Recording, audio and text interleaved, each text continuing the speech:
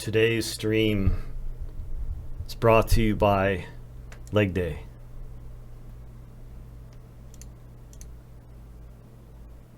Hello there. Today we study. Today we grow strong in the brain and also in the legs. I'm lying. It wasn't actually leg day today. I was doing push day. Bench press. Incline bench. Overhead press. Pec flies. Wait, Cube was raising his hand for a second. Yeah. That's right. I see you putting your arm above your head, Kanoa U. It's because this is what we do. We put our arms over our head with weight, with resistance to grow strong through the body. And thank you, Diego Salucci, for the Prime sub while I was offline. I blew my shoulder out again. No more pressing for a while. Dang, that sucks. That's like the first time I was working out. That's what I did, is I blew my shoulder out. I realized what I was doing wrong is I wasn't bracing my core when I was trying to do these things, and so I twisted my body while I was trying to do just like a chest press machine. So stupid. It's like exactly the way that they the reason they tell you yeah, you should just use free weights instead of the machine. Pressing with bad form, that's the thing that gets you.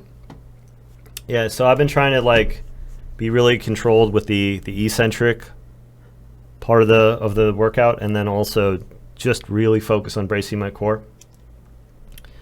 Hopes that I don't do that to myself again, because I feel like one more of those and I'm fucking cooked. I'm just too old to be making those kinds of mistakes, because it's just going to take me forever to bounce back from them. Renegan, hey, hello. Kim, hello. Screenset. It's good to see you guys. Okay, so now that I've finished training my body to grow the body of iron, I now have to grow the body, the wheel of iron, the mind of body, the mind of iron. So that's going to be exciting. Have fun on your walk, Cube. I've got two chats, I've got there's the what you trained today. I was doing push day, and my wife came with, Anya came with, and so I was getting her to do extra sets and extra reps over there. Leg day on Monday, still feeling it today. Hell yeah. Yeah, leg day is the tough one. Leg day is the one that I think hurts the most, but it's also possibly the most important. And so I'm really trying to do my best not to be an arm day everyday guy, which it feels like that's most guys, but I want to be capable and strong for the rest of my life. And so that means I got to hit leg day like a champ. And so I'm going to do it on Friday, I think. Doing it at the beginning of the week and getting it out of the way seems like a good plan. To be honest, leg is my best day. Push is the hardest for me. Oh, okay. Well, I see to be different. It's very, very cool. I only work the glamour muscles. Hell yeah. That's the thing is, yeah, I want to not be infirm in my elder years. I also kind of want to look good, just being honest. My wife doesn't care. She really, really doesn't care. So that's literally just for me.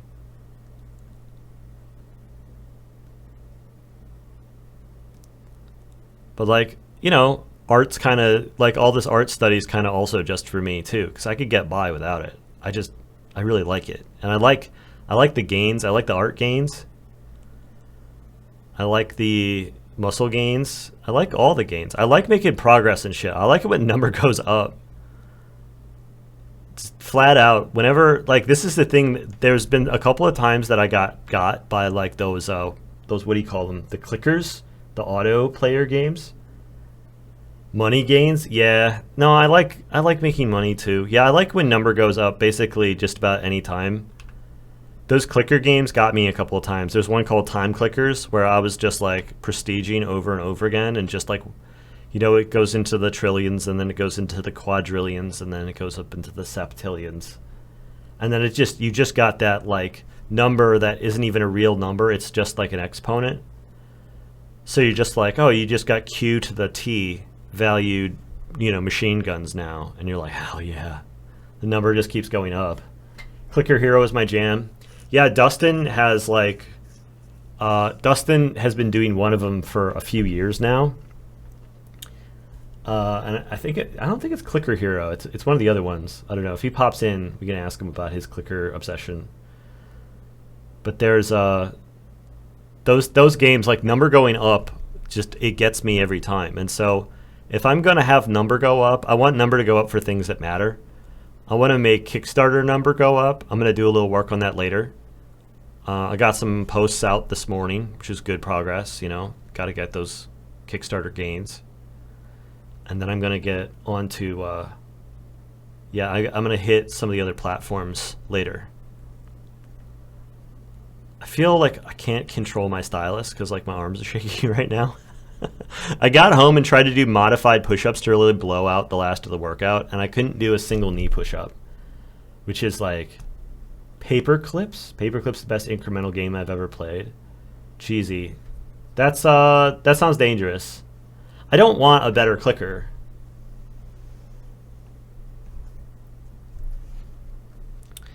I have enough in my life where number go up where I really don't need one that's just like pure simulated number go up.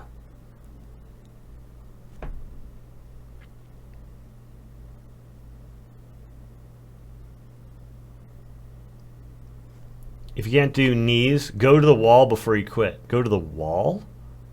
Oh, I see. Pushing against the wall. I was like thinking like a handstand. I was like, I can't do a fucking handstand push-up. Go to the wall. Okay. Yeah, maybe later. I don't know. I actually ended up doing lateral raises. We got some new... We don't really have a lot of equipment at home, but we got some 10-pounders in just for doing some like lighter weight reps and also like some weaker muscles. And so I did some laterals before I came on stream because I was like, oh, I was kind of getting hustled out of the gym by the wife, and I was like, but I didn't get to do lateral raises yet.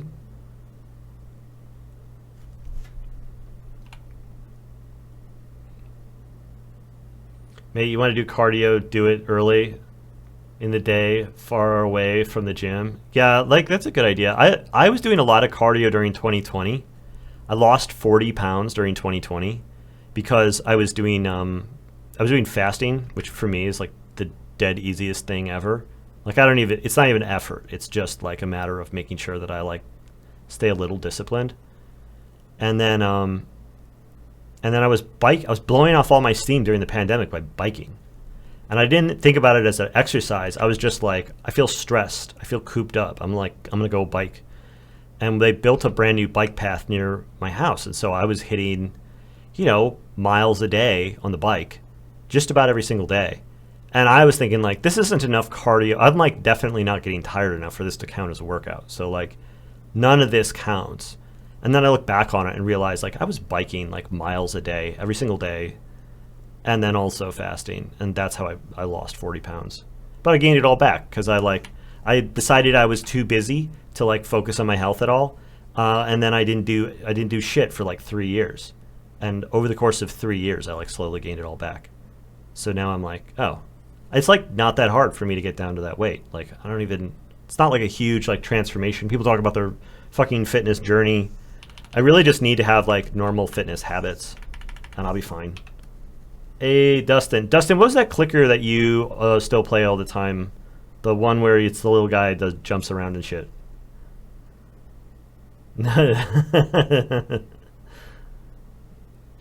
Dustin's here to calm the masses, keep the crowd from panicking. Yeah, like that's the thing. Is like people either got fat as shit or they like or the fittest they've ever been during the pandemic. And like most people I know, they talk about how that was like their least healthy time. And I look back on it and I'm like, if I want to peg like kind of what I want to get back to, it was like, yeah, whatever I was doing late 2020. Like I was emotionally a wreck, but I was Idle Slayer. Idle Slayer's it. Yeah, I was emotionally a wreck, but I was like, I was like starting to get to a body type that I felt really comfortable with. I don't need to like get. I'm never gonna get fucking shredded. I'm like, 40-year-old artist. I'm not going to get shredded. I don't care. Nobody cares. Nobody wants me to be shredded. No one's going to be like, oh, congratulations. No one's going to be like, please, sir, have this better parking spot because you're shredded.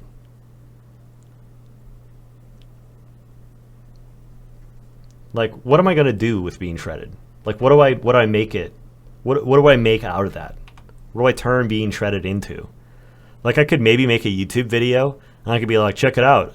I was like fat as shit and now I'm like super shredded, and I'll get like, I don't know, 50,000 hits of views on it, and I will never ever become a fitness influencer, and like it'll just be one more tick on the YouTube algorithm. Like, nobody cares. But I care. I want to feel better, I want to look better.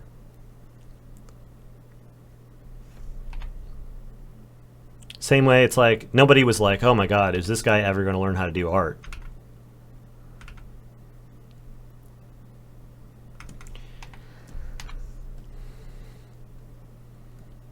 Whatever I'm doing here with the drawing on the face is just not a thing.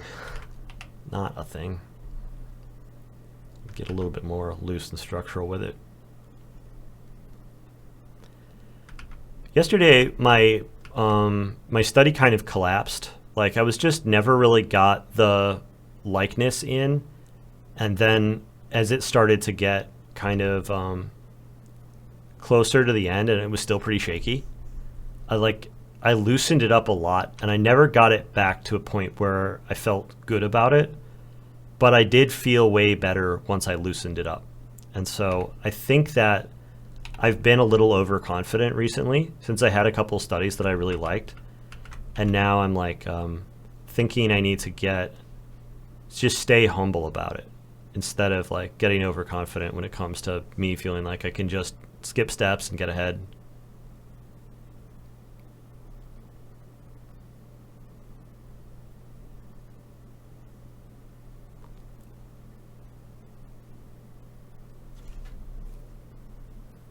Stream beats. Very good call. Very good call. If there's any other playlists that sound good, let me know. The stream beats are pretty good.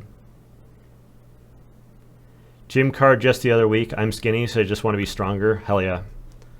I don't know. I think like it's really not like a weight thing. It's like it's more of like a body composition sort of thing. Stream beats.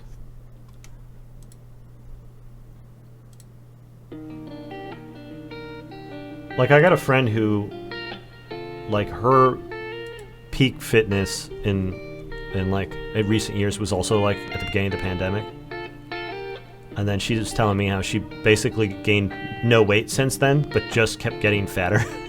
Just like losing muscle and putting on fat little by little over the course of like the last few years, just because she's been like overworking and like not getting exercise and stuff. That's the nightmare. It's just like knowing that your body is slowly like melting, like you're like slowly turning in the microwave and just slowly, you know, decomposing bit by bit. It's not even a matter of like weight or body shape. It's just like, you know, that like you're getting weaker and like less capable, and it feels bad. It feels like, I don't think anybody really aspires to be like, hell yeah, look at this. Just keep melting bit by bit.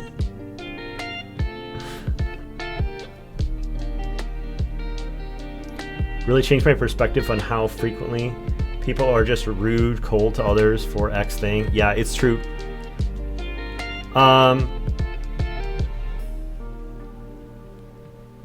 Guarantee to you, no one can get shredded or bodybuilder at home. I don't know. I think it depends. Like, there's like some people I've met that just have like crazy genes, and so like they can do 3 days a week, work out at home, and get absolutely fucking shredded.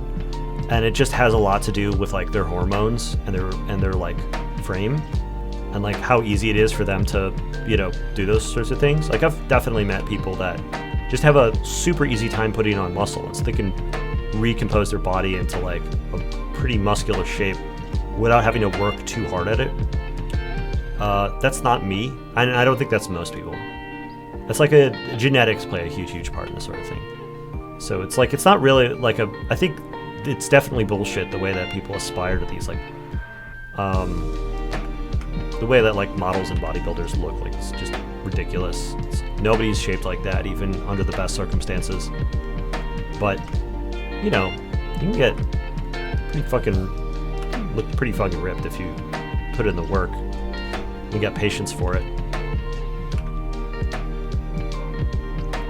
But it's just like anything else. I mean, it's like the same thing as getting good at drawing. Like, the question is, like, why? And, like, for drawing, I've come to the conclusion that drawing is just really fun. And it's like, it adds to, like, mental health, and it, like, it feels really good to do. And it's, like, a great thing to include as, like, part of your day. And, like, I feel like just for me, it makes me, like, a way better person.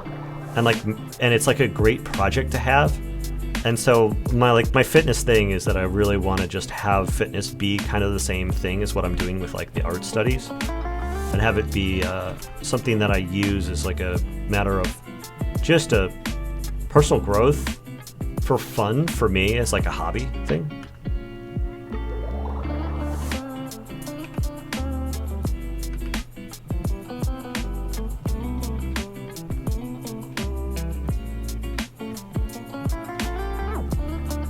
Your sister is a bodybuilder? Yeah, it's like, it's a lot. I watched Dustin when he was doing his, like, going all the way out, all out with it, like, what he needed to do as far as diet, whether it was, like, gaining weight or losing weight and stuff. And I was always like, damn, that seems like a lot. I don't really want to go that hard on it. Like, not even, like, in the gym. Like, in the gym, it almost seems like fine. Like, doing a shitload of exercises until I can't move my body, like, actually sounds like fun.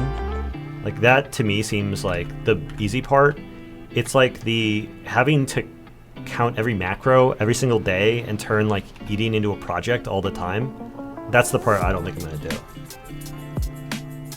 She's a conspiracy theorist now, so also a lot.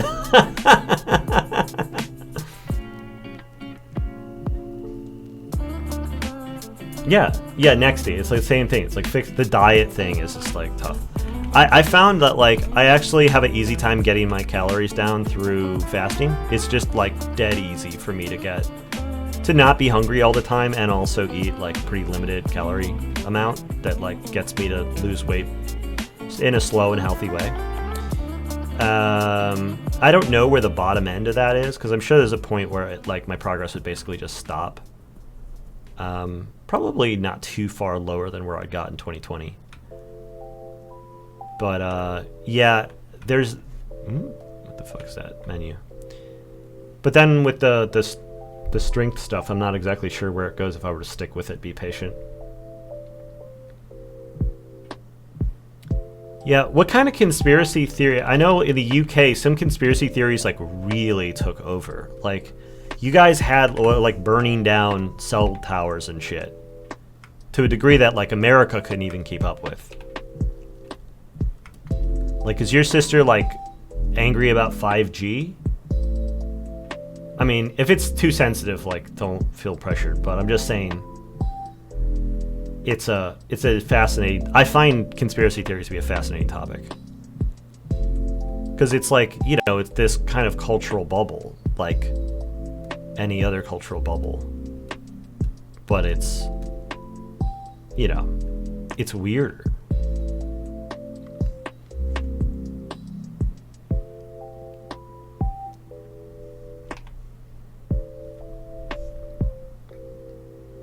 Losing weight and now maintaining and re-losing. Also, psychotherapist. Doctor told I can finally remove the thing from my shoulder and arm and fully redraw. Ooh, good. Getting back to drawing would be good. Like, yeah, you don't want to... You really don't want to injure yourself. Dustin was saying he managed to get 18 years of exercising without ever having a life-changing injury. Anti-vax, environment denier, and she's recently defending the whole Russell Brand stuff. Russell Brand. Man, what a... There was like a headline I saw where it was like, whole world thought Russell Brand was already being accused, was already like convicted sex offender. Like, everyone was already like confused. They're like, wait a minute, wait, there's like allegations coming out now. Didn't that guy wasn't that guy like already like a sex offender like before? Like they're like, man, if the government's gonna come for the guy from Get Him to the Greek, they could come for anybody.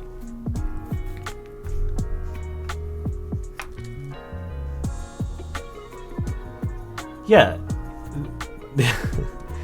It's like guy who has been basically telling the whole world that he's a sex pest for the last 10 years.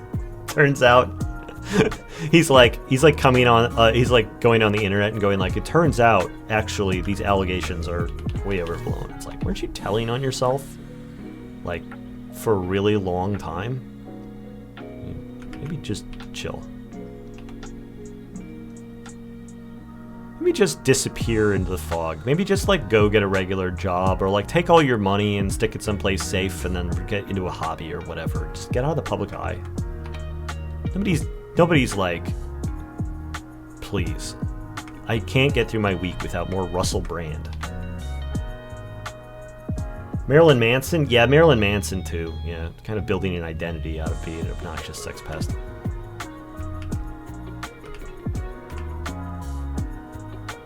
/ brave truth teller.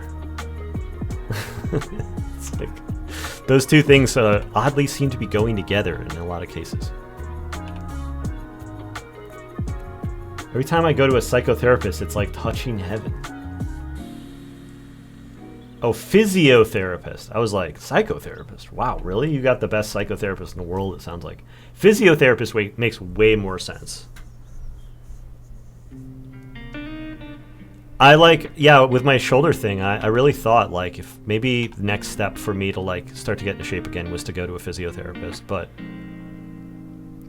I think I've just found the right YouTube videos. Hey, Delio Mac, thanks so much for the Prime sub. Appreciate it.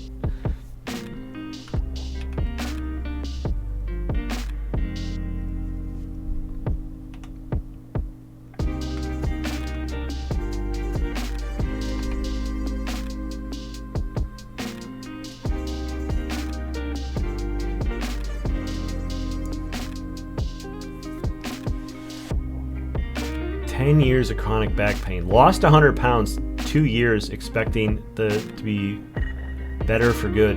Yeah, that's the problem. It's like if you end up developing really serious back issues as a result of being overweight, like losing the weight can help a lot, but it's like it's not a cure-all. Like once you start having like really serious like muscle and joint issues in your back, like there's you're gonna be kind of in for it forever. Like you're gonna have to stay on it for basically your whole life. It's not something that you just cure. You know, you really need to like stay on it forever. And you probably need to like make sure you maintain some level of fitness in order to like keep it at bay. Yeah, I knew there was this one guy who I was trying to like collaborate with, who's a content creator I was trying to collaborate with a few years back, that blew his whole back out, like full, like, you know, unable to work for months at a time level back injury just from being overweight, and like, you know, just like trying to live his life but being overweight, and like something finally blew out, and that was it. And it was like dealing with massive medical bills and like a huge amount of pain and like really long recovery road. It's tough. Hello, thank you very much for the support in the form of a raid. I'm a woodcarver. Yeah, I remember you. It was really awesome seeing you work. It was cool seeing you do fantasy stuff in this like classical woodcarving style.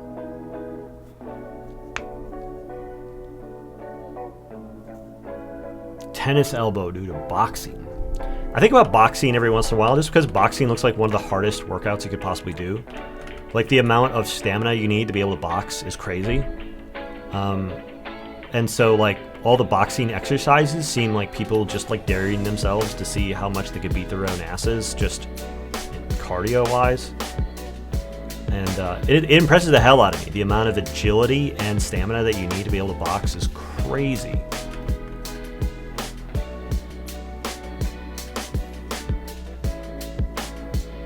It's the sort of thing I don't think I would ever really get into. Yeah, and then it's all, yeah, I guess you can also develop repetitive injuries from it. Do kickboxing workouts, it's fun, do it. Okay, I don't know. I get competitive, and I get like flushed in the face and like heated when I do online competition. Like when I know that I'm like in competition with another real person, my adrenaline kicks in a way that I can't control. And I worry that if I were to, I wouldn't know how to like spar effectively, that I would just constantly be overheating and like in like a permanent fight or flight if I was trying to like spar with somebody or doing any kind of like kickboxing or regular boxing or whatever.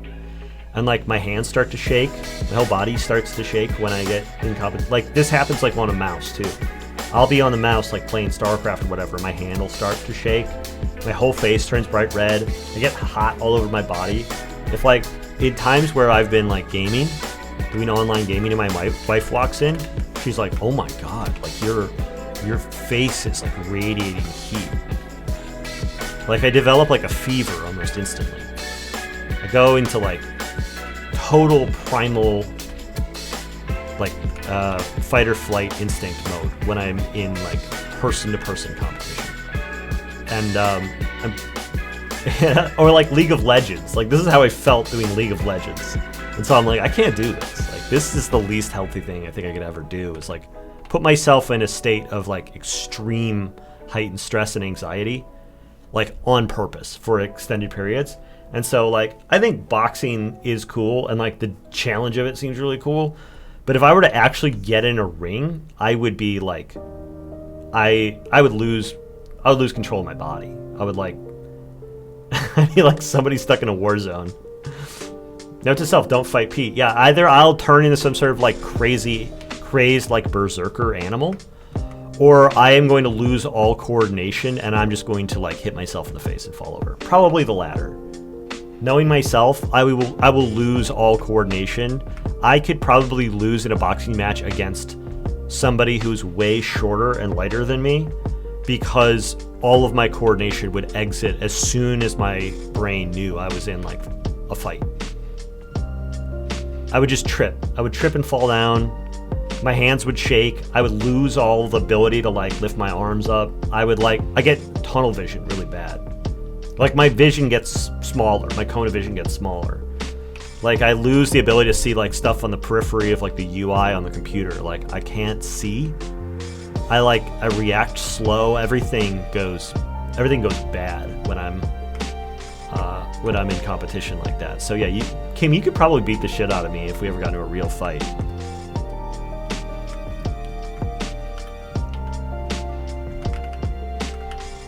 Sounds like, I mean, you're working out, you're doing kickboxing training and stuff.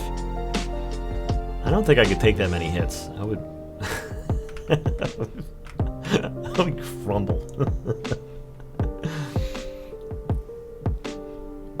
You got to mentally prepare yourself. Maybe that's it. Maybe it's just like conditioning. But it's like, I thought like, okay, a certain number of games of League, a certain number of games of PUBG, whatever, I'll just like learn to adapt to the stress. But no, like every single minute was like my whole face turning bright red. 5'9"'s pretty tall for a girl. Yeah, you are shorter than me, but 5'9", you're not like super short.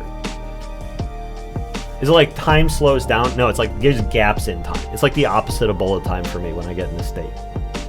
Like everything feels like I feel like I'm in slow motion and the whole world is moving at regular speed.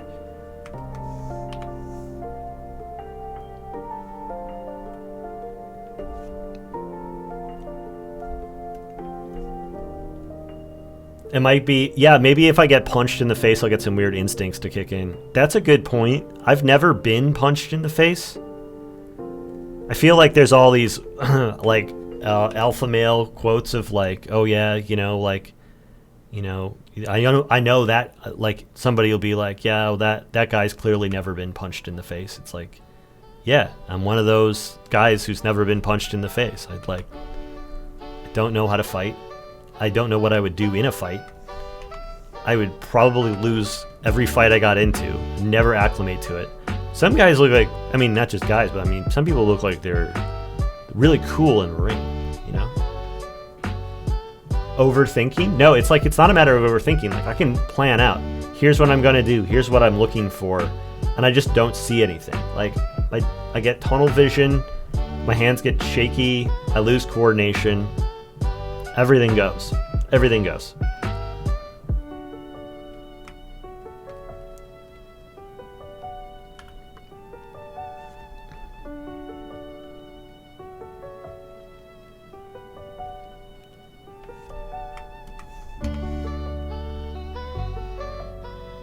I'm fine fighting a computer or whatever.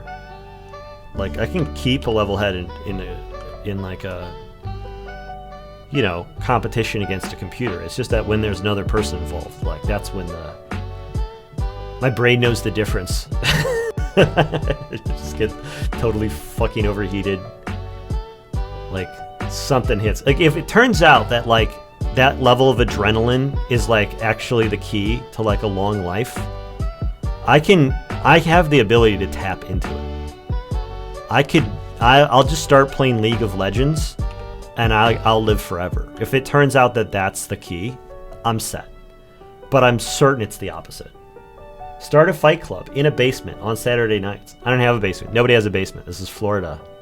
They just do the fight clubs out in front of the 7-Eleven.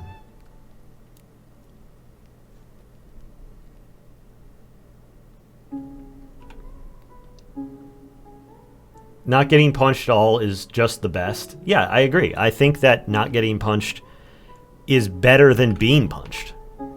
Like, broadly. Like, I would prefer to go my whole life not being punched in the face, I think. I don't really aspire to, like, oh, someday I'm gonna get into a real fight. I want to see what kind of a real man I am. I don't give a fuck. Like, I've done all kinds of cool shit. I don't need to get punched in the face to feel cool. I mean, at least when you at school you got punched? No. Like, whenever I can't talk.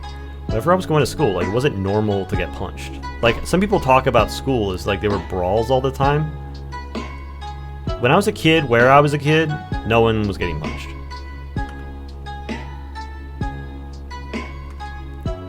There's maybe a little scrapping, but no one was throwing any real punches. No one was really getting fucking socked.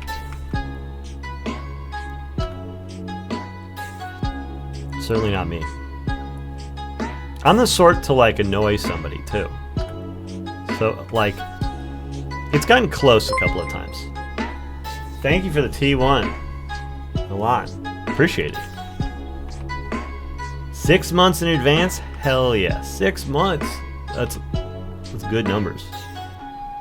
There were a lot of fights in my school. Yeah, like, my kid tells me, oh yeah, there's fights every day in my school.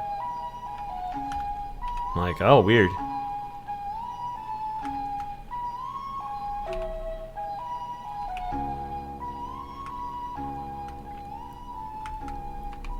I've gotten a couple times where I've made somebody mad enough to try to hit me. But I've always just been in a situation where they knew there was, like, a big enough downside to doing it. Either there was somebody bigger and more fighty than me, who they knew they would lose a fight to, who I was with, or they were in, like, a professional setting and they couldn't, and they knew that they would have major career problems if they tried to, like, if they punched someone at a LuxCon. You know, you can't, if you get into a physical fight with somebody at Lightbox Expo, it's basically like Will Smith, you know, slapping Chris Rock at the Oscars. Like, there's just certain environments where people are going to remember if you got into, like, just like a full-on unmitigated fight, and, like, you're gonna be labeled as a certain type of person afterwards forever if you do it. And so I've made sure to only piss people off in those sorts of environments, and I've gotten away with it. People used to bully the hell out of me till I got to be 6'6". Hell yeah. And then you laughed at them, and you got to see concerts and they got to see the back of somebody's head.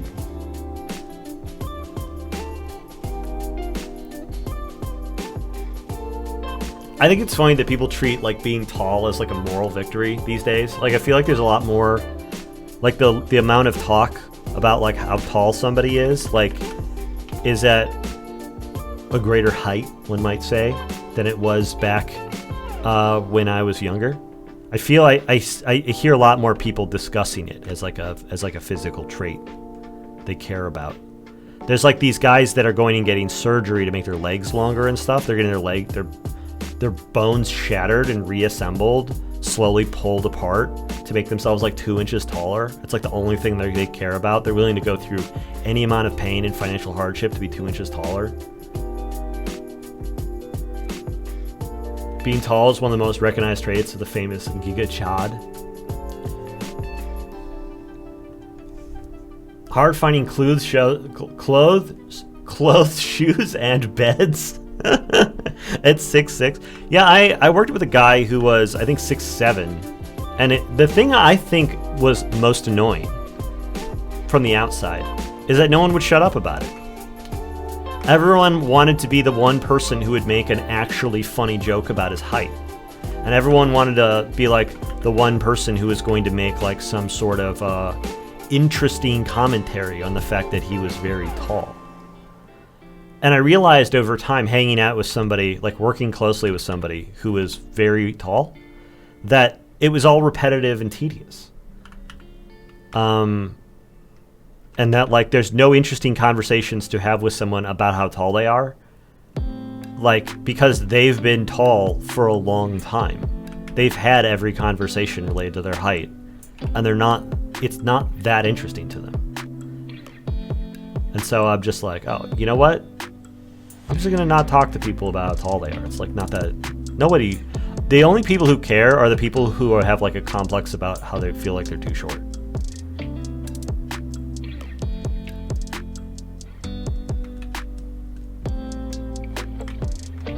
I've got tall guy privilege, so I feel like I can downplay this whole thing.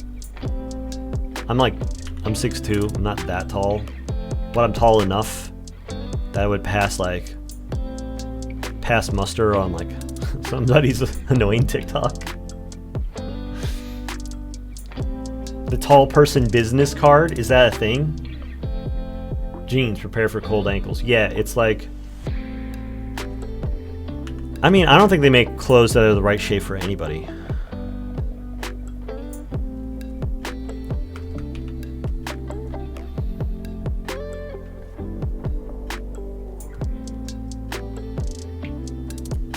I'm like not coming at this with the process today. I'm just coming at it from the perspective of like slowly getting it from kind of shit to less shit. And then I'm going to move on to some other steps. But like the more I kind of refine it, the clearer a sense that I'm getting on like where I've got the bits right and wrong.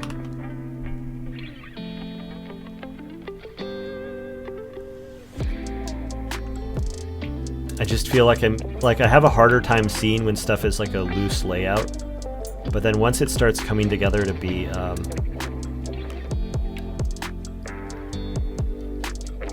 once I get this like slightly more assembled drawing, oops, it all starts to feel a little bit, yeah. It all starts to just like the visibility I have on it starts to get a lot better.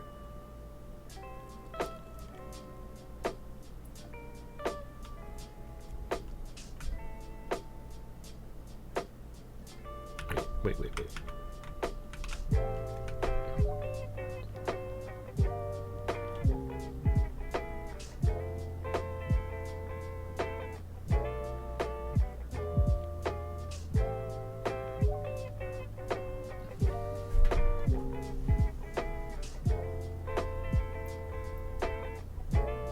Optimal height for life on this planet. Do you have a booth at Lightbox? I will be attending. Clay Chibi, I do have a booth. I have a very auspicious booth, actually. They gave me the very furthest booth from the door. I don't know if, like, they had this whole thing where they're like, hey, tell us who you want to be near or close to in the room. And I think that there were probably some people who don't like me, who all simultaneously said, don't put me anywhere except for next to Pete Mohrbacher. And I think that they got a handful of those and went, we'll just stick them in the back corner for safety. So I'm in the very back corner. If you walk in the doors and you go the back left, as far as you can go, I've got, but it gave me a corner though, which means that I might actually have more space to put shit out, which would be fucking awesome. And I don't get to like put up a big banner people are going to be able to see from far away, but if anybody sees my booth and they ever want to like take a second lap, they're going to have no trouble finding me. It's like going to be really easy to geolocate my booth. Yeah, I'm in the naughty corner because I'm a bad boy. See, I've been bad and now I'm a bad boy. And so I'm going to like grease up my hair and wear a leather jacket. And I'm going to, you know, I'm going to be in the bad boy corner.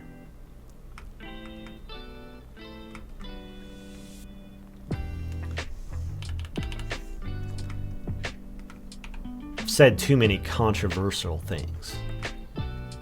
I've been a brave truth teller. And so now I have to sit in the back corner.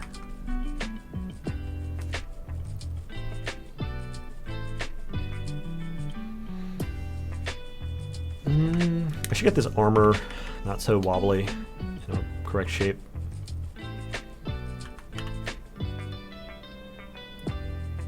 I am going to show my face though. I like thought about the idea of like wearing like a cyber helmet through the whole con. To try to play up this idea that like I don't show my face in public anymore, but that I'm like unface revealed or something, even though there's like all sorts of like interviews from me from 10 years ago where you can see my beautiful pudgy cheeks. But I was like, no, this is lame and stupid. I'm just going to go and just like hang out like normal. And Anya's gonna be there with me, which is fun. She's like never been to a lot of shows with me, like as my booth helper. It's just never been a thing. And so like she was like at home, well, I mean, she was at home taking care of the kids most of the time over the years. And I was out, you know, bringing them the bacon, like hustling at shows. And so now that like I don't hustle at shows as my primary gig and our kids are a bit older, we got some family around, she's able to like come and hang out. And so instead of hiring an assistant, she's just coming with. And so she's going to be there at the booth with me, which is great.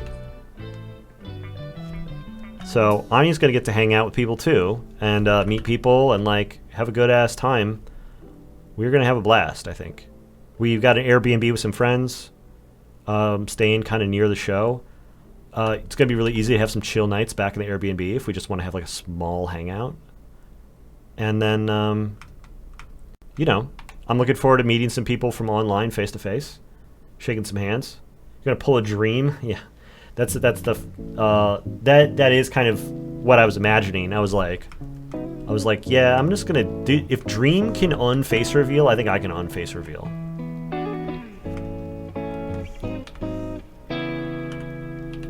One of my fantasies though is that I like, as I do this whole fitness thing, that I start to get I like, and then like I do some other drastic stuff, like I like start smearing like Rogaine on my face so I can finally grow a beard or whatever, and I like show up just like shaped totally different and like with a beard and like with like really cool glasses and really cool clothes, and no one can recognize me until I talk and they're like, holy shit, we recognize that nasally voice. That incredibly handsome stranger over there is Pete Mohrbacher. Can you believe what he looks like nowadays? He looks incredible. We should have been nicer to him back when he was less attractive. Yeah, but it's like, it's a stupid fantasy. It's not like a real plan. I'm just going to go there and look normal, and act normal.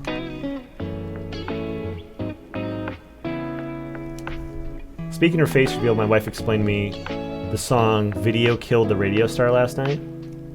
Oh, is there like a story behind it? I mean, other than like, you know, MTV like completely upending the music industry. It would be really funny to do a reverse face reveal. Like, that's the thing, is like, as whatever weird fantasies I have about like, you know, changing my appearance and like sort of playing up a kind of like persona like an inauthentic persona. Like the biggest thing is I wonder if it's actually like a really good brand idea to do kind of weird moves and make like big, bold public proclamations about doing things like unface revealing or whatever, just to like get more people talking about me on the internet. Because there's like a certain amount of capital these days just from attention. And that like when you do weird shit, if it's not harming anyone, it's like free points. You know, it would just be free like points on the internet for just being more notable. Like, have you heard about what Pete Mohrbacher's doing? He's unface revealed. No one's gonna ever see him ever again. He shows up in these weird cyber helmets. Yeah, like, well, I mean, gorillas, yeah, everyone knows what they look like. Everyone knows what Damon Albarn looks like because he's the guy from Blur.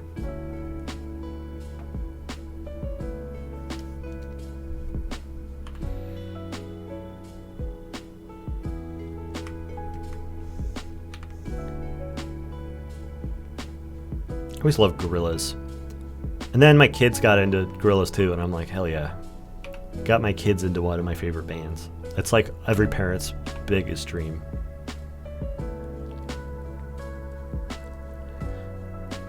You're like, I'm a cool parent. I got my kid to listen to the same music as me.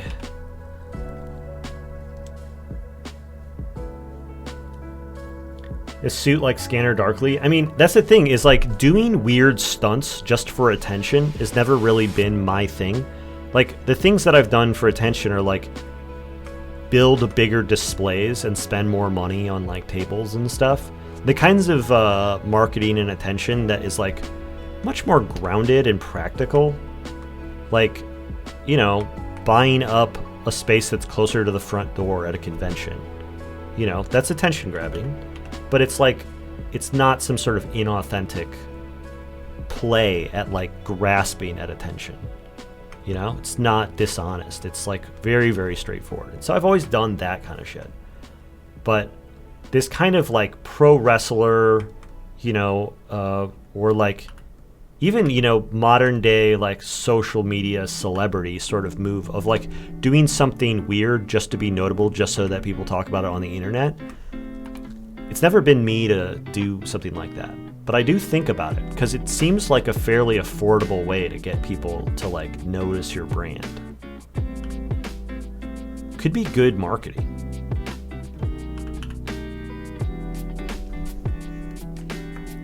Cosplay as Icebus with the crystal head. Yeah, having like a giant weird cosplay that I bring, like, and every public appearance comes with like a different weird elaborate cosplay. And then leaving people guessing whether or not it's really me in the cosplay is definitely something I've thought about. Definitely. Because that just like transitions back into like me staying at home and working and having somebody else go out there and just pretend to be me. Just having some guy sitting on a giant golden throne with like a glowing mask on and just signing and just like faking my autograph all day. And I pay him like $1,000 for it, and like I just stay home and like play video games or hang out with my family or do whatever I was gonna do anyways. And then like it's this big notable thing, I don't even need to spend my time on it, you know? That'd be fun. I would love to do more performance art shit like that. I just like, yeah, it's never like the top of the pile for me, you know? There was a guy who wore a gas mask, old concept art, .org days. Yeah, what was his name? I remember that. I remember people even talking about it later. This is part of the reason why I thought about this. Was like, somebody was like, oh yeah, I saw him do a life drawing demo at this concept art event, and the building was like 110 degrees, and he was in like a full black leather getup with like a gas mask on, and he was just like doing this demo like it was nothing. And everyone in the room was like sweltering. No one could believe what they were seeing. I'm thinking like, I would love for people to talk about me like that. That sounds awesome. Yeah, the art is the face of the brand. Milan, you're right. Like the face of the brand is the paintings. And like I find it sometimes a little troubling that I don't resemble my work. Like I don't look like the kind of person who would have made the paintings. But there is like, because like the paintings kind of speak for themselves, I really can just have like a salesperson show up to an event without me, and people are happy to be like near the paintings and near like the official you know, table where the work is sold, and get to see it in person. And so like it's not like some people get very excited about meeting me at shows, but typically they're very excited just to like be near the work, and that's really the important part. That's been a huge thing for me. I'm very happy about it. He worked at Black Isle with Justin Sweet and Vance Kovacs, the gas mask guy. Really? I forgot. Didn't he also have like a name? That was like a time when like some people actually went by their usernames a lot. Like they would like even sign on. That was the era of like Darkin and Chippy and stuff, where they were actually having their usernames as like their as like the way that they're credited professionally. Chippy was interesting because that was actually his my understanding was that Chippy's name was actually like a genuine pet name from when he was a kid, while Darkin was just like a username. I think he slowly morphed over to his real name, Mike Lim. And Android Jones, absolutely. Can't forget, he was the Giga Chad in the room. Android Jones was like, you know, he was the alpha Chad of that era for sure. And he had the whole thing with like, he would dress up like a pirate. He would wear his tablet on a giant sling. You know, he did like a million self-portraits using digital art tools that no one had ever even touched. You know, it was like he had more swagger than anybody in the game at the time. And he's fucking good, too. He was like genuinely good at art, which, you know, kind of bolstered the whole persona.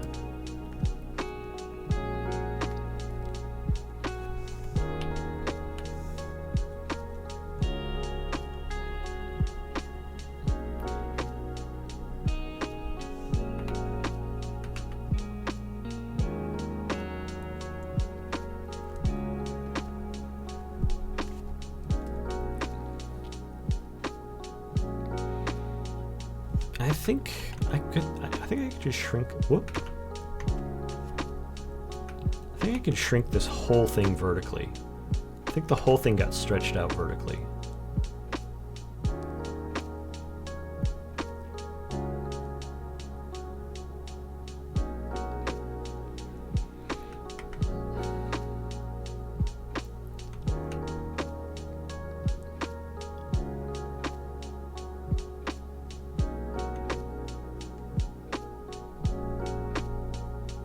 I'm like holding my breath over here, like flitting my eyes back and forth, trying to find the ways in which I'm fucking this up.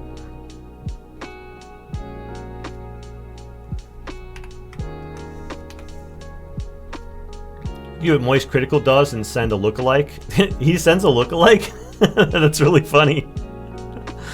I had salespeople that were like the same type of guy as me, and like I'm not descript enough physically for people to like meet me once and like remember what I look like that well. So like I remember people just like mistaking me for my assistant a bunch of times back when I had just like another nondescript, doughy, nerdy looking white guy behind the table. Even if we don't look that much alike, you know, it wasn't hard for me to kind of blend in the crowd full of nerds at like a convention. But yeah, it would be funny if I could find somebody who's like a lookalike to come out to a thing. That would be really, really funny to get somebody who's a lookalike to come and sign autographs and shit. Because like people don't know, even people who like generally know what I look like don't know what I look like specifically enough. Like my friends, people I've been on the con circuit with could tell the difference. I think that would be pretty funny. Now that I'm talking it out, that would be really funny because all the other artists would know it's not me. But no fans would know. None of the fans would be able to tell the difference. But like all the other artists in the room would be like, that's not really him. Because I've been in the same room. I've been out to dinner enough times with like a lot of the other artists who are around the con scene that there would probably be a dozen people. There might be 20 or 30 people in the room who know exactly what I look like and sound like. who would like instantly tell it wasn't me. And then there would be maybe a couple hundred more people who would be taking photos with a lookalike, you know, or like excitedly getting an autograph from the lookalike. I usually take a couple of photos and I sign a few hundred autographs. It's not the other way around. The idea of disappearing and then reappearing with a cooler persona, I think is a really common fantasy. That's one of the only reasons I feel comfortable embarrassing myself with talk like this, is that I know for a fact that like everybody has thought about disappearing and then coming back with like a cooler personality and like a cooler look. That is got to be like a core human fantasy, right?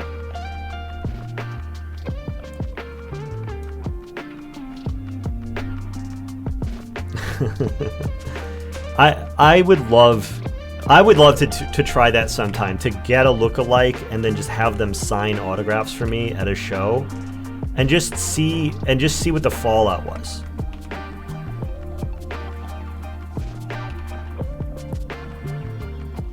Like, it wouldn't even be about like, oh, I'm gonna do shows and make money again. It would be like, I would love to see what kind of response that would get on the internet.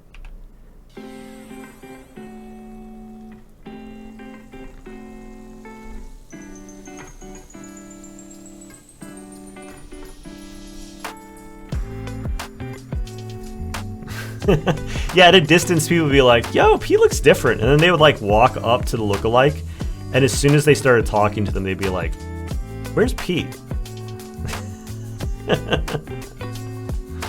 Somebody would make a twit longer. That would be ideal. I would love to have somebody make a twit longer about how I hired a lookalike to show up to conventions for me. That would be really good. I would love someone to write twitlongers about me, but in a way that has absolutely nothing to do with like stuff that people can't stay mad about, you know?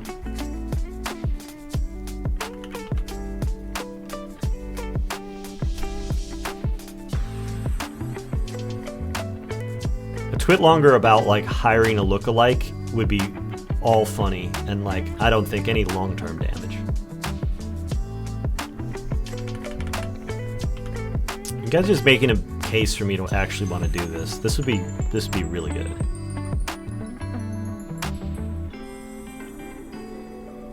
A man at these Lightbox contests, not Pete Mohrbacher. Do not believe what everyone is saying. Yeah, well, yeah, that's the thing, is I already want to go to Lightbox, and so I'm actually going to be at that one. So like, what would be really funny is if I do this for like a bunch of cons next year, and then I show up as myself at Lightbox and no one's sure whether or not it's me. Hello, Max Kellerman.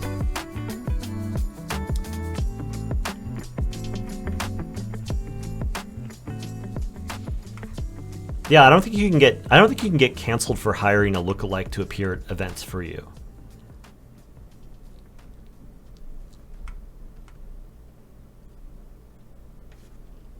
Alright, I'm gonna add some soft brush to this.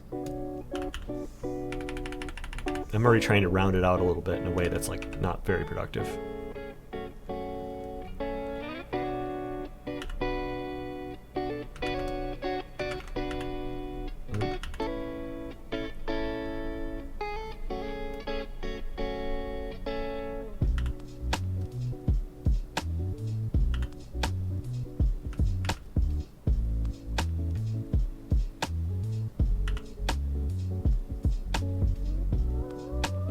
HuckleCon is not going to be a thing. Don't even say those words. Someone would get unreasonably angry. I don't know who's going to be. What kind of person is going to get angry? Is it like a fan you think would get really angry? Be like, I paid $1,000 for this trip because I really love Pete Mohrbacher's work, and then I got there and it wasn't even him. It was a lookalike. Like Sean was telling me last night that like Messi, the soccer player, he started playing for Miami, the soccer team down here in Miami, and he's like running around the field just destroying the U.S. soccer players all the time, and it's become this phenomenon, and people are spending all this money to come out and see Messi play, And like there was a game in Atlanta recently, and a bunch of people spent like thousands of dollars just on the tickets alone, traveled from Florida to Atlanta to go see this game, and then when they got there, they found out Messi was taking a day off because he was tired. And they got a hint because it was like he was posting on Instagram about eating pizza, but he was like in the wrong city. He was like supposed to be in Atlanta the next day, and he was in some other city. And so people like spent all this money on these tickets, and they got to go see the sports team they paid for. But the only reason why they would have ever wanted to buy those tickets was like not in attendance, and they were fucking pissed. And like, I wouldn't want to do that to a fan. That sounds pretty low. But if anybody told me that they had spent $1,000 on tickets and then got cheated out of meeting me or whatever, I would do my best to make it up to them.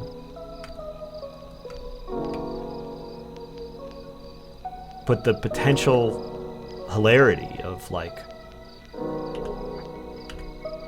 having a lookalike weird out the entire artist alley, that would be worth it.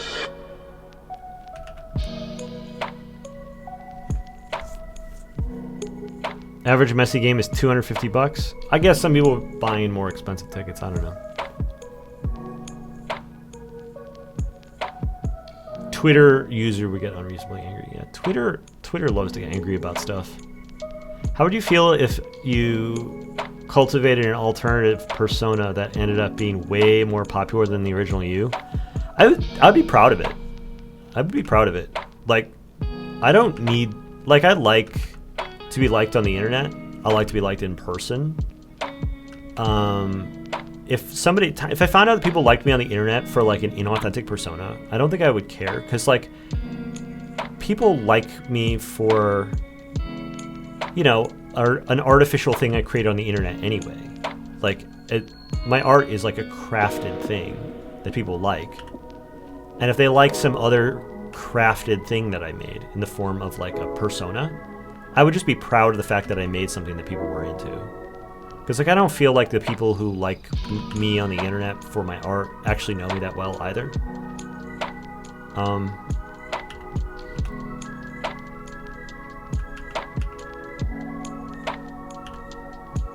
You know, there's a finite number of people who I think actually know me that well. And so if like there was some alternative perception of who I was based off of like a false character I made on the internet, that would just be me being proud of like, yeah, a creation of mine.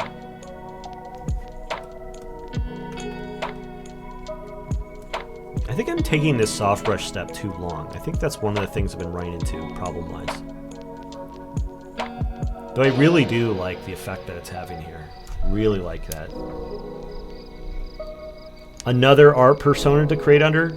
You know, I've thought about it. I think every artist has thought about like trying to start over and see if there's a way to like do like what would it be like to start from zero?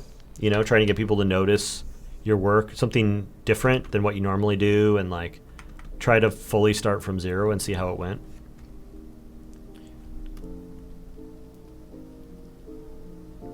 That feels like a really common fantasy as well.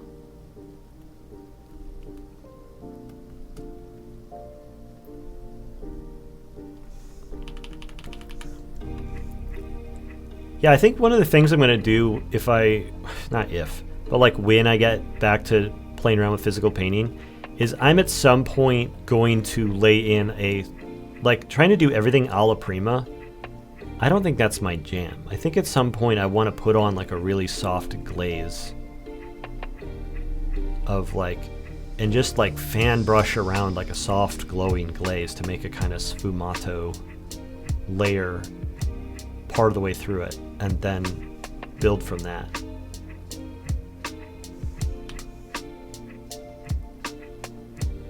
I'm probably using sfumato wrong.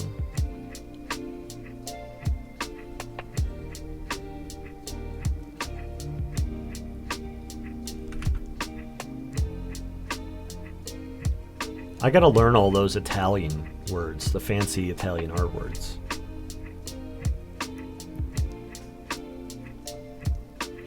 I've started from 0 a few times just because I'm antisocial. And after a while it feels too much typical hermit artist. All right. Well, I mean, I know plenty of time. I've heard from plenty of people who like would just like nuke their entire following over and over again as they like tried out different platforms or got sick of some place or didn't like some drama or something, and they would just like nuke their whole account and start over. And like personally, I've always seen accumulating followers as like part of a long-term goal of building like my art enterprise.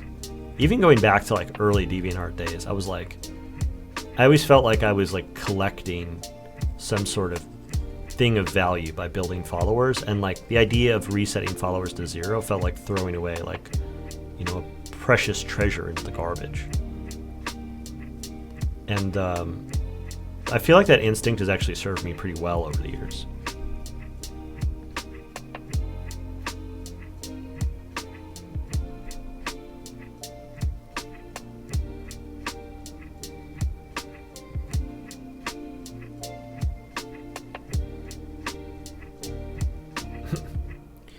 You did it, but you didn't know how to get them back.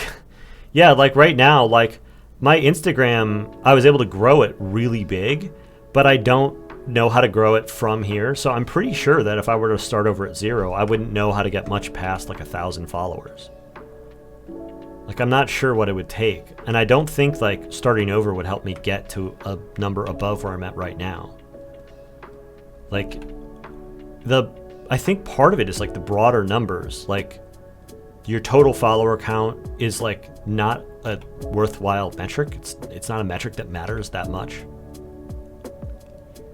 And so I think if I were to be paying close attention to that and making choices based off of that, I think I'd probably just be fucking up. It's just full on a bad idea. The one with Alan, welcome. I deleted a 1K followers Instagram account because it was mostly bots. I mean, that's the thing. It's like you say mostly bots. I would want to really see those numbers.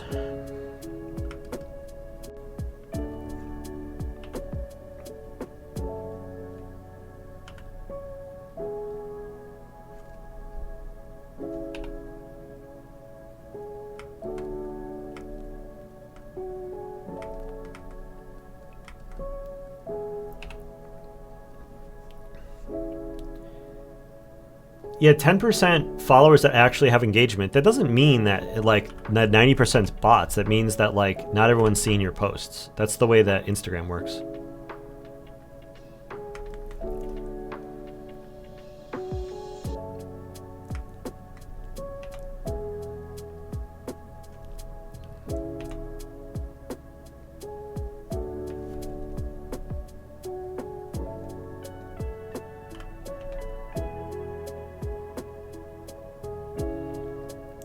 You know, some of your followers are dead. Like, some of them have stopped using Instagram for one reason or another. Some of them would like to be seeing your posts, but Instagram is hiding them from you. And so the percentage of total followers that engage with posts starts off close to 100% and then only declines over time. And that's just like a natural feature of it. And it's not a distinct indicator of bot activity. It's like, that's like the nature of social media. I mean, if you look around at like a lot of larger accounts, you see a really wide range of like engagement levels, and it's not necessarily reflective of the amount of bot activity that's happening.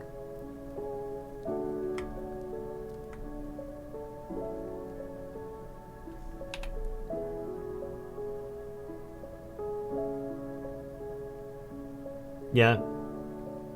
Someone went to prison for arson. I mean, maybe. If you have like 500,000 people following you for on Instagram, some of them are probably violent criminals, right? That have like gone to jail for very good reasons, and that's the reason they don't like your posts anymore.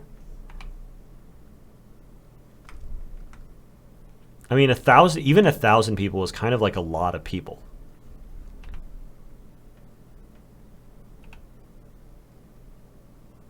I mean, how many of those 1,000 people are people that you would completely disown if you have an opportunity to meet them. Out of 1,000, I mean, it's like not zero. Maybe, I mean, you know, there's some Kanye West in there for sure, right?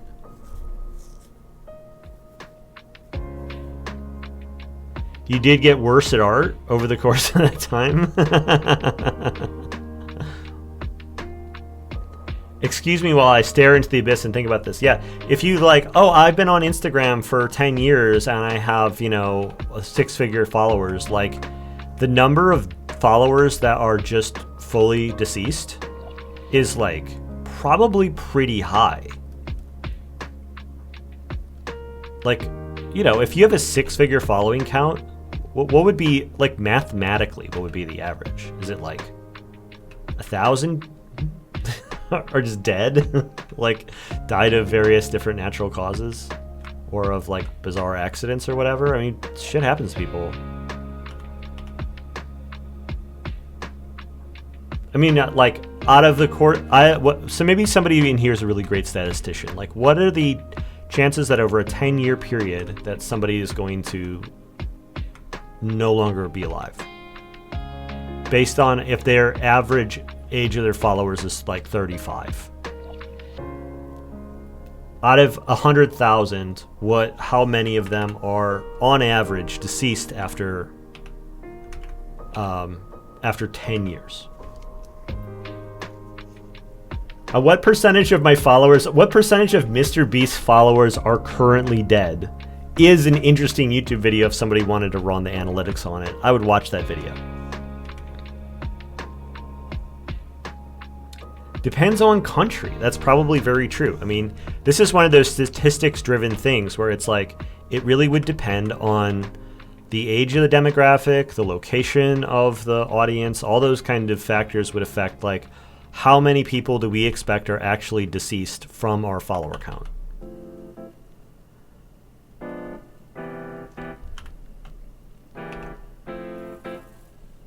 I don't know. I personally think about I think about mortality a decent amount. I don't think much more than the average person. But, you know, I sometimes think about it from a numbers perspective. I don't think it's that weird. But I had a collector who, here's a bit of lore. I have a painting hanging directly behind me that was owned by a dead man. It is a painting by artist Matt Mohrbacher. He did it for the Book of Watchers. He painted Asbiel, Angel of Ruin. Did a great job on it. And then I was like, I want to help you sell the original because he did it in oils. And so I listed it on my website, and somebody volunteered and they bought it. And and then I gave them the money for it. And then a few years later, I was contacted by a family member of that buyer saying, hey, the guy who bought this has passed, and do you want to buy it back? And I was like, oh, absolutely, yes. Because, like, I don't want this to go, this is like a piece of my whole lore. I don't want this to just disappear into a garbage dump or like a thrift store. Like, and I would love to own like an oil painting from an artist whose work I love, doing work for my project. Absolutely. I don't know why I didn't buy it in the first place. Probably because I was trying to like make sure he got the most amount of money, and I didn't want to like lowball him. But, you know, this family member of this dead collector, they didn't really want this painting. And so I was like, I'll buy it for the cost you're asking, and I would like you to throw in the other painting he bought for me. And they said sure. And so I resold that other painting because it was like a smaller acrylic piece that I had made myself. And then I kept the oil painting of Asbiel that Matt had made. And so it's this really dark, creepy looking painting, and it is already, like, the original owner of it has already passed. So it becomes a little bit more macabre still. And so I hang it in the dark, windowless bunker at the back of my house. And that's where it hangs. It's a very grim painting hanging in a dimly lit red room in a fallout shelter in the back of the house. And yeah, I think it's great. I love it. So if you have 100,000 followers and they're all men in the US, 30 years old, 2,000 followers will be dead after 10 years. I said 1,000. 2,000 is the real number? That's crazy. See, I've got 455,000 people following me on Instagram. Some of those are bots, right? Nobody cares about the bots. Some of those, at least one of them, that I have first-hand account of, has passed. I've been on Instagram for some number of years. Maybe 10 years at this point. But yeah, I'm certain that some of them were like big fans, and then, you know, no more worries.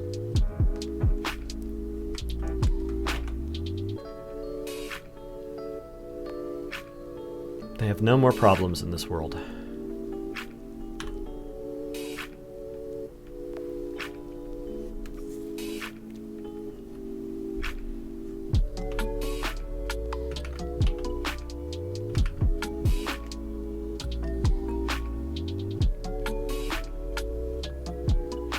Yeah, it's I'm broadcasting next to the haunted painting right now. And I don't really plan. I'm not even gonna sell this thing. I know it sounds like I'm hyping this thing up like it's this precious artifact, but no, I'm not selling it. I'm gonna keep it forever. I realized after that incident that I should probably, if I'm going to commission somebody to make an original painting for Angelarium, I should just buy it every time. Like it should just be the default that I go ahead and buy it. All right, this is a little bit more refined than I typically want to go to color with.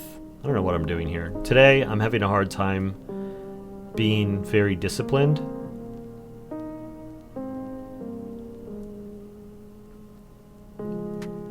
So I should probably at least fuck around a little bit and look at a few different options for my gradient.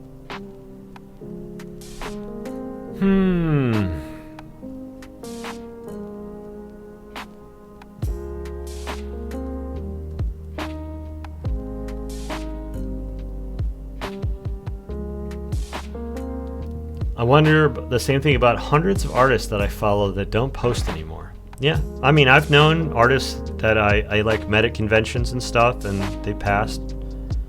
You know, some of them some of them had lifelong medical issues. Some of them were a little older. You know, I've been around long enough at this point. Like, you know people, and then they're gone. It's like some of the people who I follow on Instagram, you know, probably also passed. It's a normal part of life. But, you know, we think about social media, it's like this weird exercise or whatever. Usually don't think about like, oh yeah, that person I followed on social media, they just died. It's a very weird thought to have. You think of them existing sort of outside of the rigors of life. So it's like a little stranger for them to suddenly not be around anymore.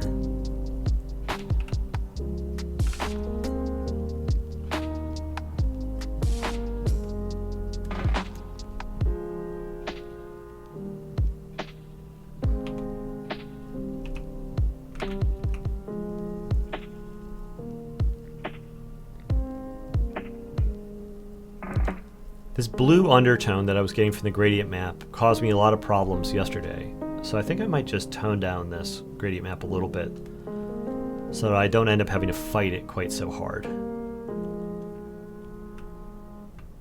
Or maybe, you know what? I've done this thing in the past where I treated the skin tones differently than the rest of the painting. I might mask it out so I'm only putting the gradient map at 50% on the skin tone, and then leave it up higher in other places to give it a little bit more color. What happened here? Did I erase out half of the...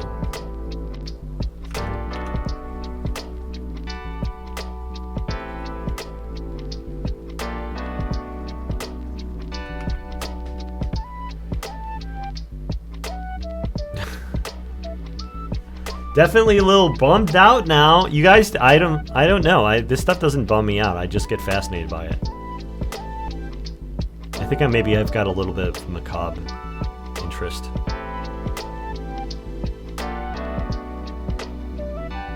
And mortality gives me a sense of urgency. I'm like, I've got to get some of this shit done, you know? Like, I'm like, okay, well, I've got these projects that I'm planning on doing. You know, I've got like a third book, I've got the RPG, I've got like this and that, I've got some games I want to make. I gotta get on this shit. You know, there's like a finite number of years I have to be able to do all this stuff, and then it's game over. Like, you don't get forever to make all your plans. So it's like, you know, I feel like this sense of, this like very present sense of mortality feels like it's a very motivating thing for me. Maybe that's healthy, maybe it's unhealthy, I don't know.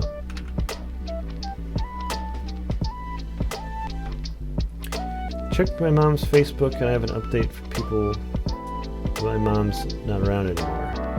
Oof.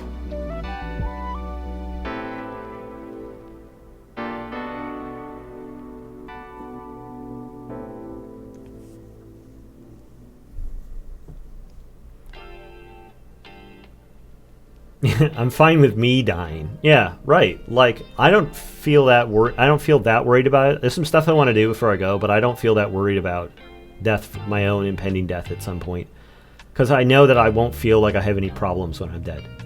So it's like there's no pain or discomfort of death. The passing part sounds a little scary, but the being dead part sounds pretty easy. Oh, you want to see the colors? Sure. And then we can move off this topic.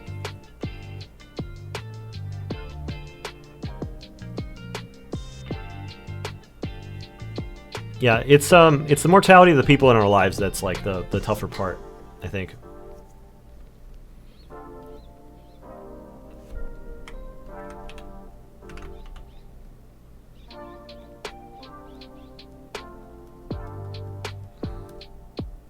I'm going to exaggerate some of these values a little bit in here.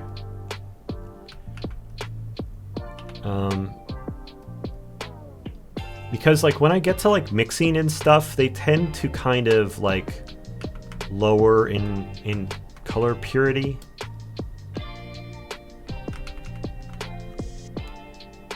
And so having them all a little exaggerated for a time, I think ends up giving me a better starting point for my color than having them be a little too dull.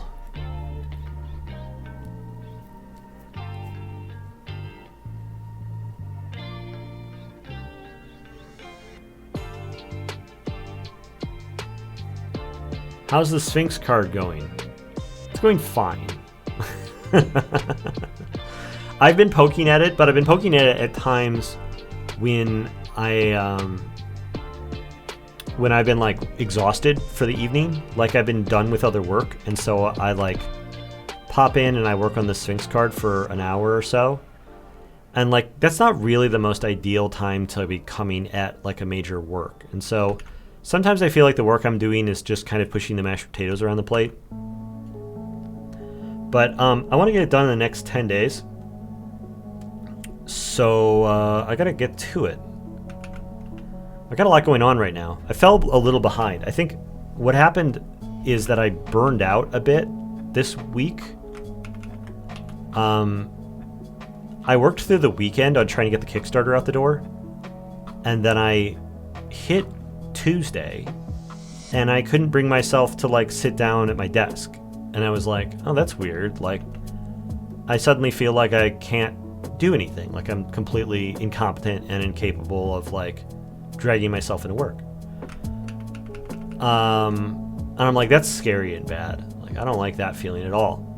And then I realized that I'd been working really hard for about 8 straight days, and that I was just burnt. I wasn't like entering into some sort of profound depression. I was just like burned out, and that I needed a little time off. And so I downloaded Lies of P, and I treated it like a sick day, and I canceled all my appointments.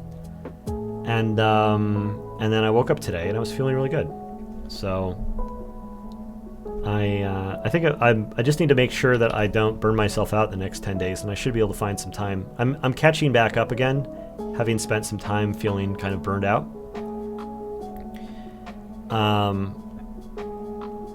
Getting the Kickstarter out the door was a little bit of a push.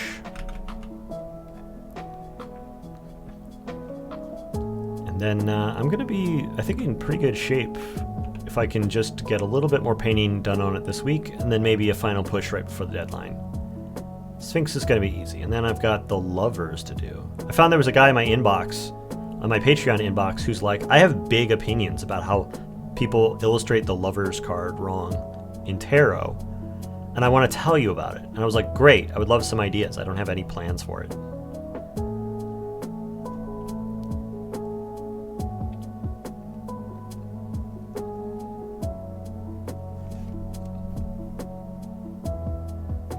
I do have a pretty rigid plan when it comes to deadlines. So the way my deadlines work is that I set a regular cadence, a delivery cadence for myself. And so in recent times, that cadence is monthly. So I was trying to play around with the idea of delivering paintings bi-monthly. But then I was like, I started doing Huckleberry, and it was like, there's just not enough time for me to do like all the stuff I want to do for Huckleberry, and then also do more, like, especially with me doing like daily studies, it's just too much to balance between like Huckleberry and like Angelarium, and like I've got releases that I'm trying to do as well, and like larger projects like the tarot and the RPG that occasionally bubble up, as well as like things in my inbox recently, like the, what do you call them? The minis. I'm giving feedback on the minis and making sure that those stay on track and stuff. That's going to be for a Kickstarter next year. And with all of it combined, I just feel like a little bit stretched thin to be able to do 2 paintings a month. I feel too stretched thin to do anything, really. But with holding myself to a monthly deadline where I'm like, even if I blow the day 30, like even if I blow the calendar date, even if I blow it by 2 weeks, I still finish the piece and say, that was last month's piece. Now I've got 2 weeks left to finish this month's piece. And so I try to finish 1 piece per month, even if I don't finish it in that month. And so I've at least got some slack that I can, like, sprint for a time, finish a painting late, start the next painting with some intensity, and then I can catch up and get back to the same release cadence. But I haven't skipped a month this year, which I'm pretty proud of. So even though I'm like not great at finishing everything when I intend to, I've also not fucked it up so bad that I'm like frustrated or embarrassed with myself.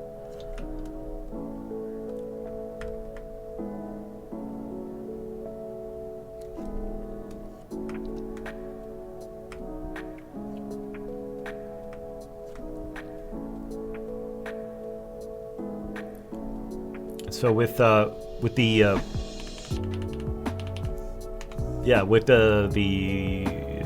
Chariot card. Chariot card is going to come out probably before the 30th. And if it doesn't, whatever. I'm going to finish the Lovers card, which is the next one, sometime within about a month later.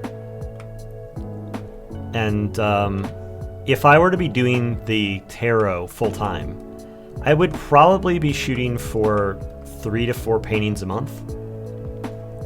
I think that's probably comfortable for me. I'd say 3 especially is like really comfortable for me to do. When I was trying to do weekly, I felt like it was too much of a sprint. And that was definitely like when things were early on and I was way more ready to hustle. But I could do 3 a month, I think, comfortably if I didn't have another job going. But I got a DM today about possibly teaching at Ringling again. They want to talk to me about doing a class in the VR department in the springtime. And so I am going to talk to him about it, but in order for me to do that, I kind of need to be like, have Huckleberry, like the curriculum for Huckleberry established better and have like more teachers doing mentorships and like, you know, I'd have to make some big progress on it over the next 6 months to feel like I've got the necessary time to be able to take on teaching at another institution. But I really do want to teach with them. So, you know, I'll take a serious look at it. But I'm going to, if I don't feel like I could get to where I want to with Huckleberry in the next 6 months, I'm going to say no. But I am going to tell them either way, like, please keep asking. Like, I'm around, I'm interested, but I'm in the middle of something, and I'll be available again soon.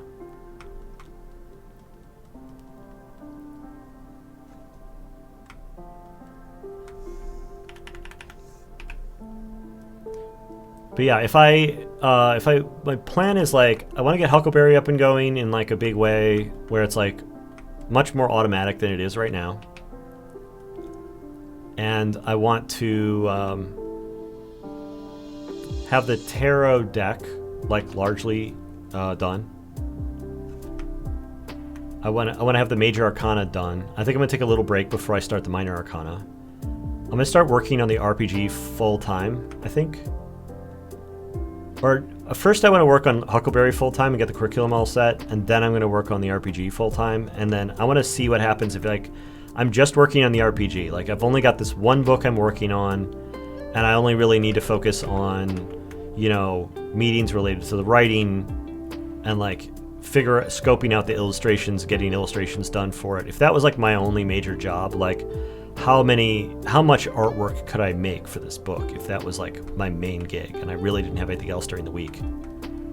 What kind of damage could I do? It's like a thing I keep thinking about.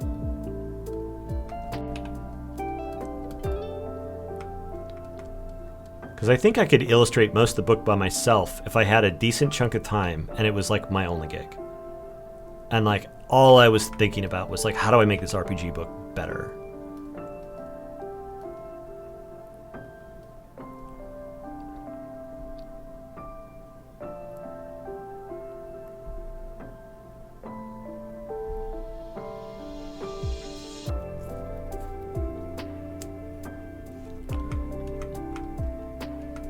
Thinking, yeah, I've been, for many years I've been juggling a lot between projects and stuff, and my thought recently has been that I'm kind of getting sick of juggling. I like to have projects where I wear multiple hats, but I don't like feeling like I'm constantly late on everything because I'm always like splitting my time. And I have like just too many things on my to-do list. People ask me, oh, what are you working on these days? And I start like listing stuff.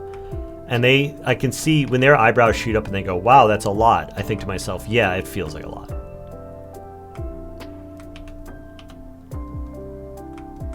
I don't feel like I'm at my peak effectiveness when I'm juggling this much.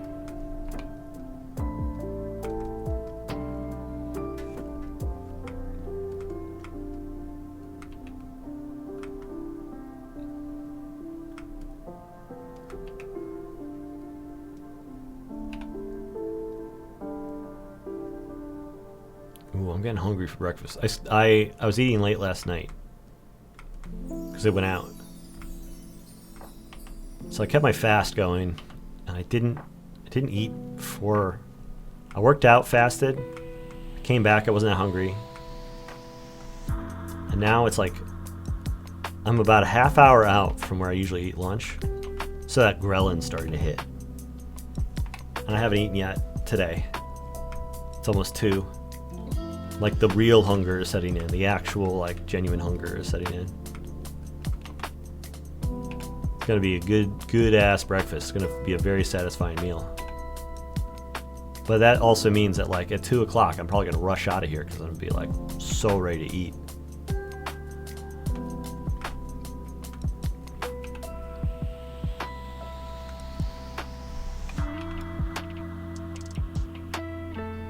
My wife left me some homemade guac to have with some eggs. It's gonna be a good breakfast today.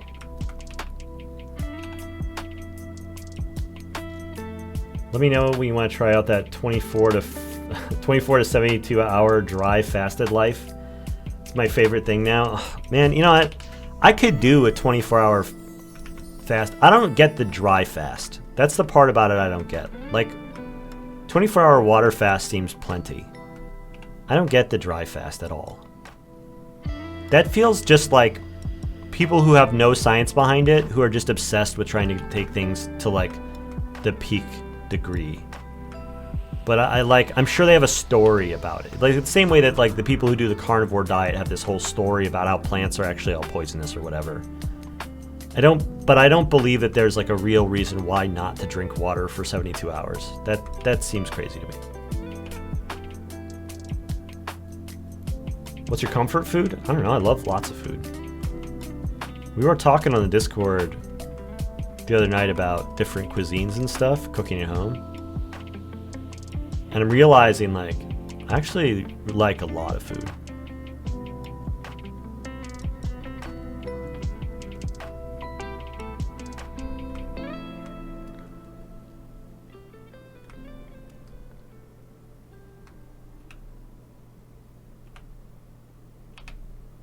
Guac and egg sounds like a textural nightmare? No way. I love a good protein-rich, fat-rich breakfast. And then with some more veggies and stuff on the side, or some beans or something. Starting the day off like that feels super good. Breakfast like that doesn't like make me feel like tired or heavy. I feel great after that. It's those sweet breakfasts that get me. The sweet breakfast I can't abide. Too much sugar and I just want to lay on the couch.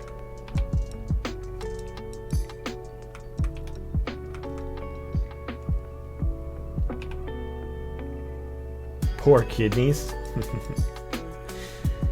Yeah, that 72 hours no drinking water. I do not understand the science behind it. It seems so peculiar to me.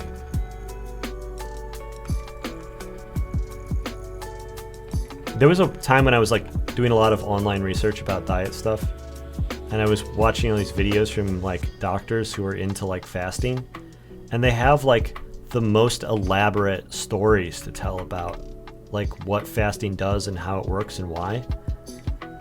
And then like over time, as I was like away from it and I got some other opinions, I was like, man, I like fully believe that these guys like knew everything.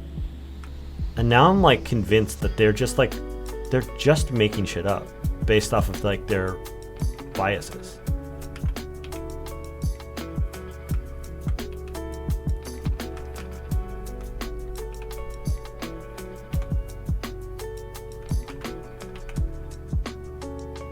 It's like I was talking with this girl who was like weighed like 80 pounds. She was explaining how she knew everything about like diet and food health. It's like, girl, you weigh 80 pounds. You don't know anything about food. You don't know how to eat, right? It looks like you have to like wear clothes to keep your body from snapping in half. Like you don't look healthy. People get really, really picky about me. I love 24 to 72 hour dry fast. Also me, let me have this large cake shake from Portillo's. Yeah, like those two extremes don't feel like they're actually balancing each other out. Sounds less like health and more like eating disorder.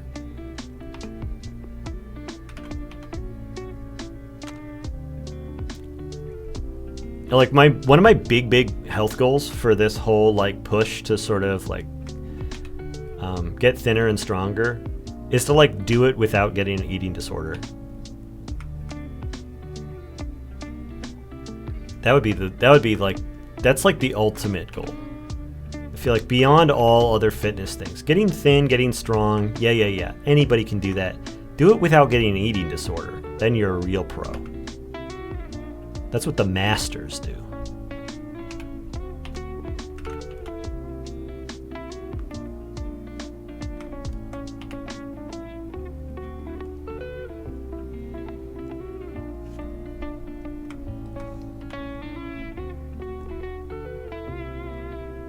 Just eat balanced, that's it. Yep. I mean, kind of, yeah.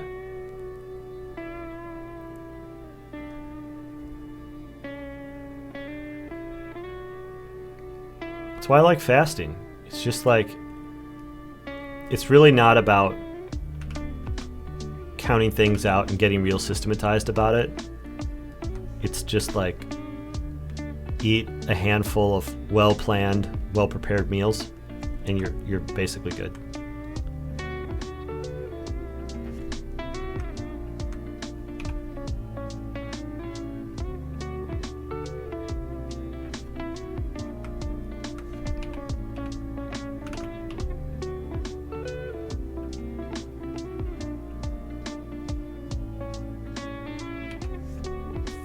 Eat from all the food groups.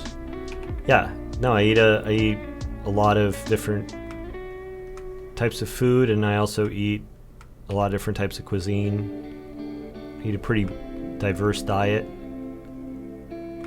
Not really heavy on anything that's like obviously bad for you, like sugar and alcohol, but also not abstaining from anything. And then my diet consists of a couple of well planned out, thoroughly like thought out and prepared meals.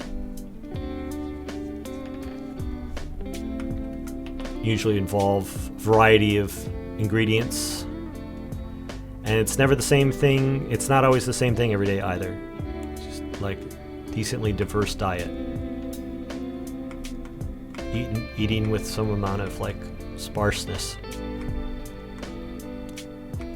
And when I do that, I usually, like when I'm overweight, I usually lose about 3 to 5 pounds a month. If I'm not exercising, probably 2 to 3 pounds a month. It's pretty slow. Don't even notice for like 3 months that anything's even happening. Unless you're weighing yourself every day, which I don't do. Because I'm trying to do it all without getting an eating disorder. It's tough.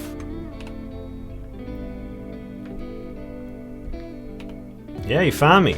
People keep saying they didn't know I was streaming. I was trying to tell everybody I was streaming, and then I realized that telling everybody I was streaming, it was tough because like most people didn't want to know, and so like you really have to like really spam the hell out of the posts and annoy people in order to like let people know you're streaming. So I've been taking a more organic approach, just like chilling a bit, keeping it light and relaxed. Welcome to the stream. I don't even watch portion sizes. When I sit down for a meal, I just eat as much as I feel like. Because I'm not doing it that often throughout the day. I'm only like doing it basically like twice a day.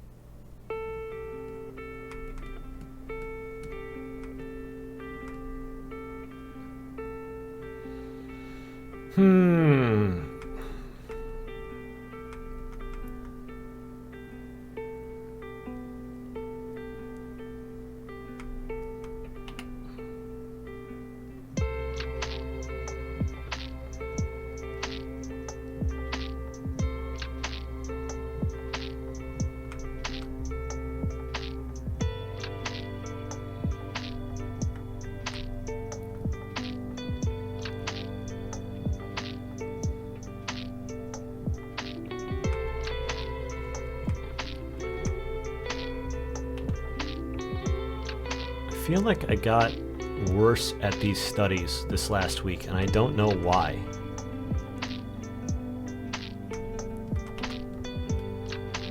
I don't know if it's like I was having an easy time with some of the references for whatever reason, like the lighting or whatever, or what I was trying to do with the skin tone. And then recently I feel like I'm getting caught up in details, and it's never quite leading to like what I want to get to. I thought I was repeating the same process, but it's not getting me where I want to go. I don't know what the problem is.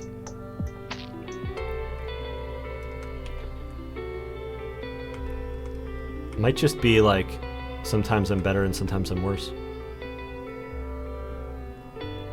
But I'll definitely get back to doing a few more experiments process-wise. Try out some new tools, things like that, and then see what happens.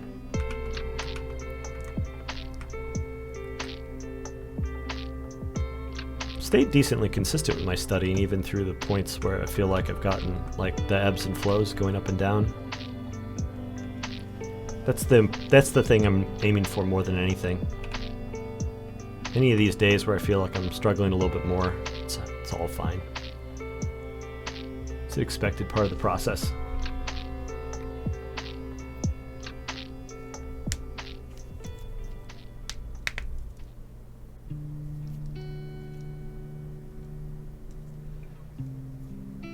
Any skeletons in the chat?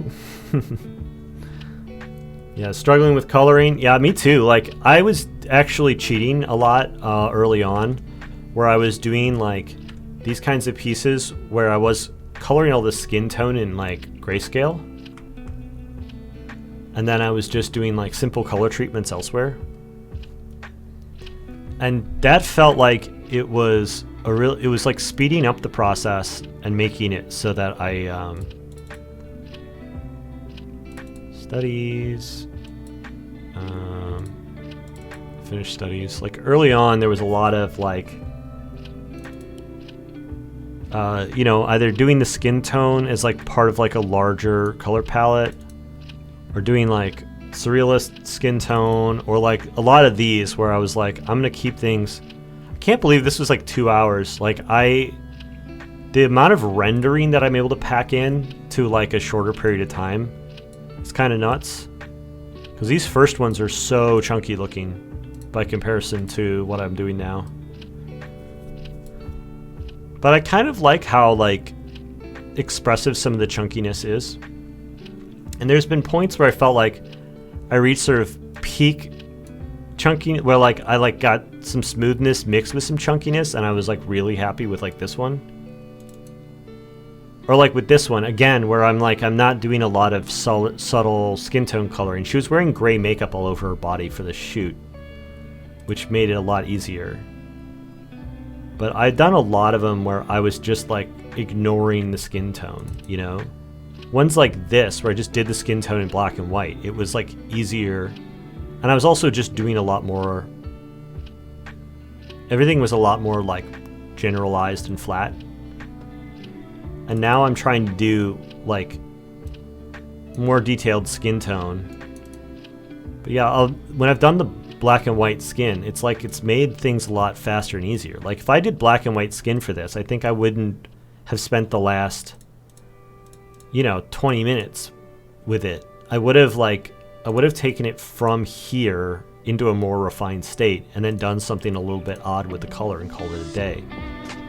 But as it's like, I'm trying to get closer to reproducing the actual like values, and I'm also not checking my structure like this early on, so I'm running into some likeness issues that I'm trying to like kind of poke around with,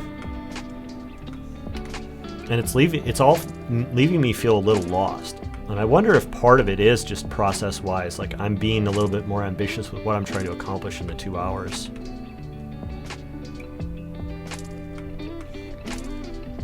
And I'm being a little less rigorous early on. I think the two things are combining to leave me feeling like I'm struggling more.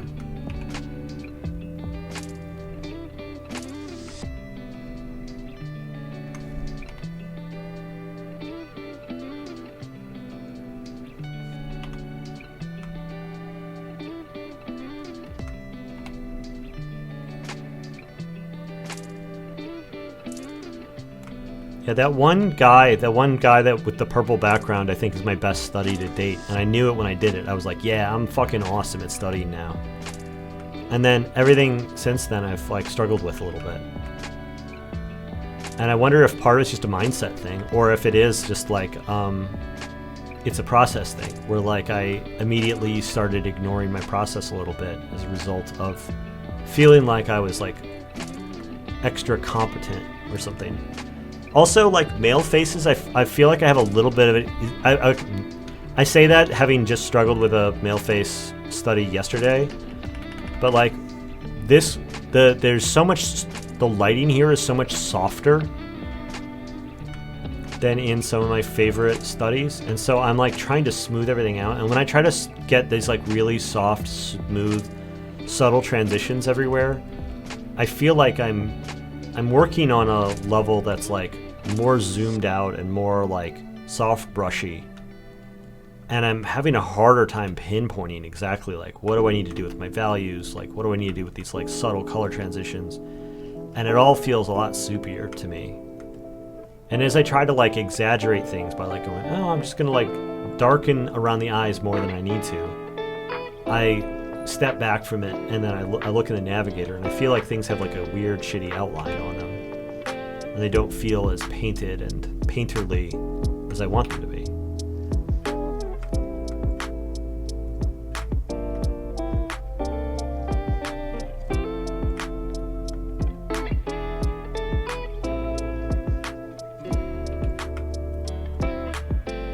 So my hope is that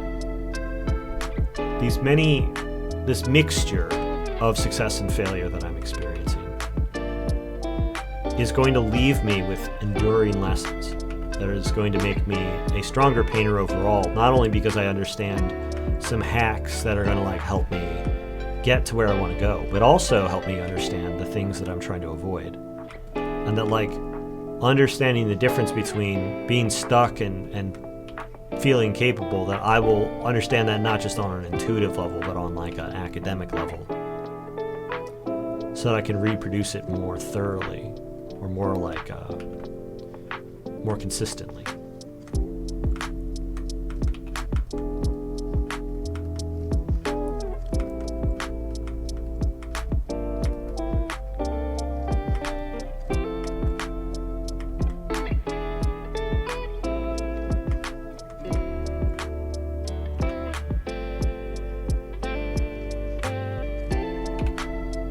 How much time on average do you spend on one painting like the Angels? Between 10 and 30 hours. But there's like a lot of like figuring out what the painting is, and not as much like with this stuff, like, you know, I know what the thing is generally supposed to look like. With one of my imaginative works, like there's a lot of like trying to figure out like what is the painting. And that ends up being like making the whole thing a lot slower. A lot slower.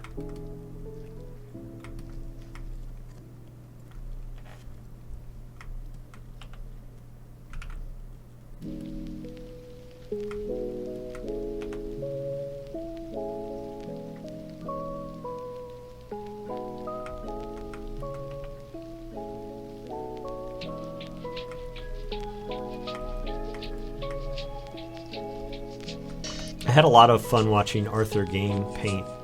Was he on Monday when we rated him? I realized almost immediately I was already following him somewhere. I discovered it was on Twitter. I had already seen some of his works that were like his main works on his website. I thought he was really good. It was really cool to like, you know, get to talk to him for a minute. I got to see, like, I followed him on Instagram, and so I got to see some more of his like process work on there, and it was really inspiring for this type of painting, because he's doing a lot of portraiture, and I'm doing these kind of portraiture studies, and he has been, you know, going deep on the skill sets that I'm studying on for many, many years, and it's just, oh, it's so fun to watch his level of mastery with it. So good.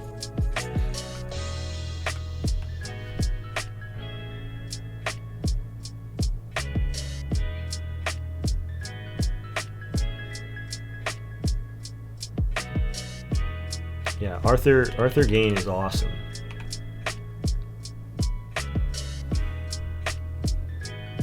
I just started following him recently on Instagram too. Like, I hadn't known about his work prior. Clearly he's been in the game for a long time. And it was one of the things that stood out to me also is we were hanging out on his stream, and he had this like quiet confidence about him with everything he was doing. He was talking about taking a painting that he just like wasn't clicking with for whatever reason and just wiped it out after the stream. And like everyone in the stream was like, "Oh my god, like why would you do that?" But I mean I felt like I understood it like really well. When I was younger, I used to hear about artists just like wiping out a painting that was like mostly done, and it was the most horrifying thing ever. I had watched somebody do it in person in a demo, just repeatedly make like a really good start to a painting, and then just keep wiping it away over and over again. And it was like painful to watch, you know, just somebody like starting to develop like a portrait that was way beyond anything I could make, and then just like hit it with a rag and just completely obliterate it a second later. And it was like one of the most, it was maybe the most eye-opening demo I think I've ever watched. Like, I find painting demos to be pretty boring most of the time, and this one like hit home for me in this huge way. Like it showed me like what artistic confidence looked like. This willingness to just go to zero over and over again.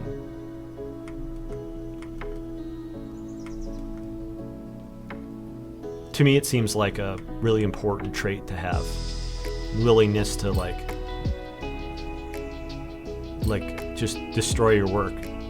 Being held in your back pocket is like a really, really powerful card to hold.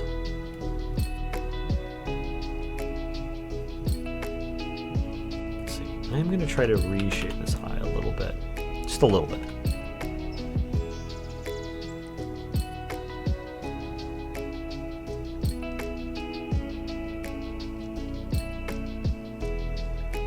Something I couldn't do if I was in oils.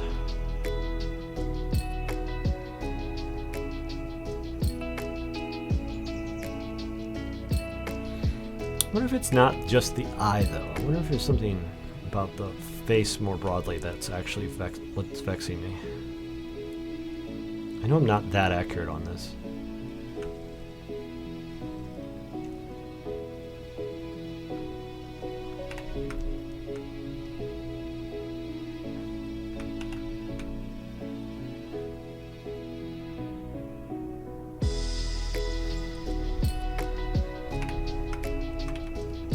When you cut out a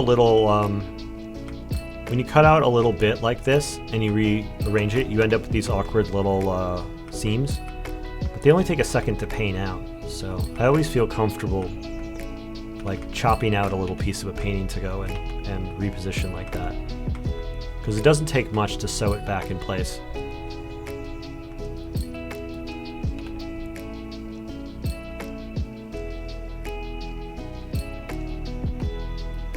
Kill your darlings and all that? Yeah, sure, I guess. I think that refers more to the editing process, but there's something about like the confidence of just being able to say, oh, fuck it, I'll make another one, which resonates with me. You know, I feel very strongly about holding on to the value of the work that I make. Like holding on to my copyrights and stuff. So like there is something about holding on to a painting long term as an asset that I find to be very important and sometimes undervalued. But it's like to be able to like, you know, have the choice of whether or not you want to hold on to it into the future or let it go. That's like the even more powerful expression of that idea, is to be willing to hold on to some and destroy others, and make a choice about like what you're going to put your name on.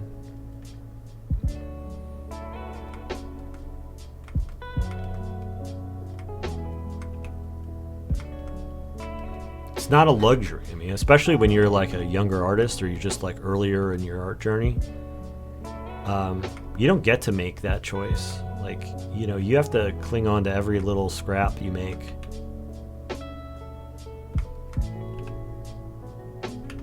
Like starting over and destroying your progress, resetting over and over again, like that's a bad idea early on.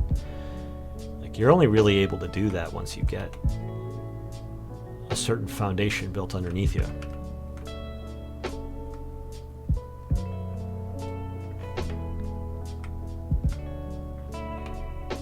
I think there's probably a way of getting something to feel like a feminine, soft lit face like this to feel good while also still remaining fairly chunky. And so I'm like I think part of the reason why I'm struggling with this kind of rendering recently is that I'm trying to kind of like push out all the expressive chunkiness, and I'm left with nothing but like these loose, soft edges that are kind of winding into each other.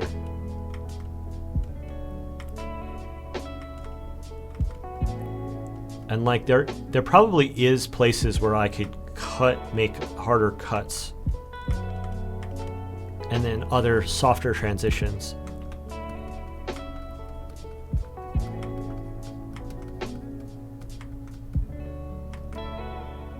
And it would look right.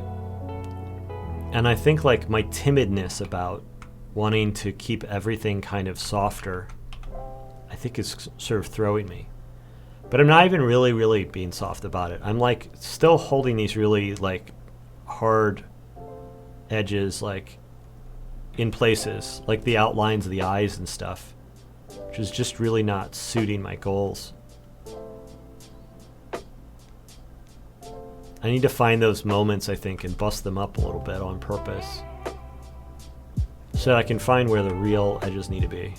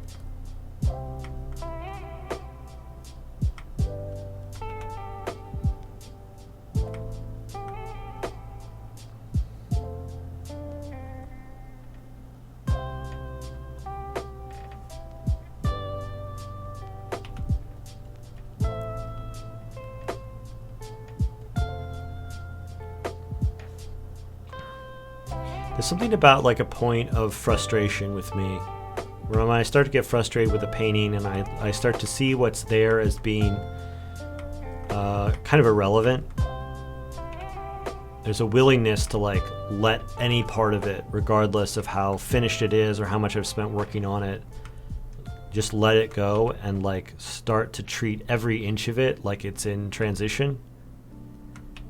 That's always a very liberating moment for me. I got to that really late in the process last week, and I'm sort of doing that again now,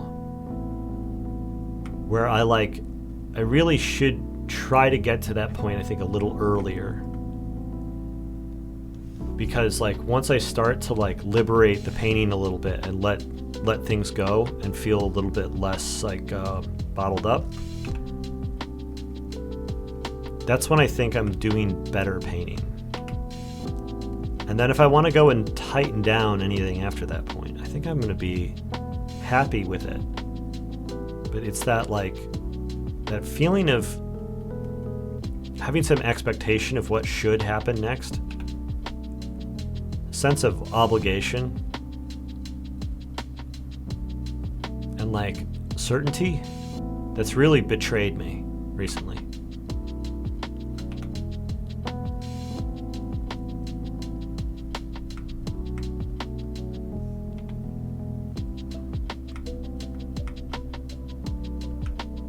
To really just see what's there.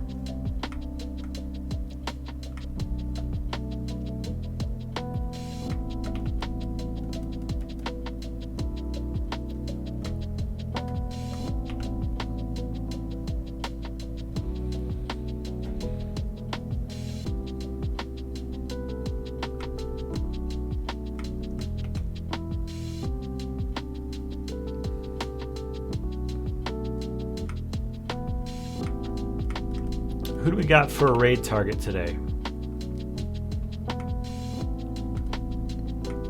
I'm getting hungry. And I think I'm willing to let this thing feel unfinished today as a study, because I'm getting a lot of what I want out of it here at the end.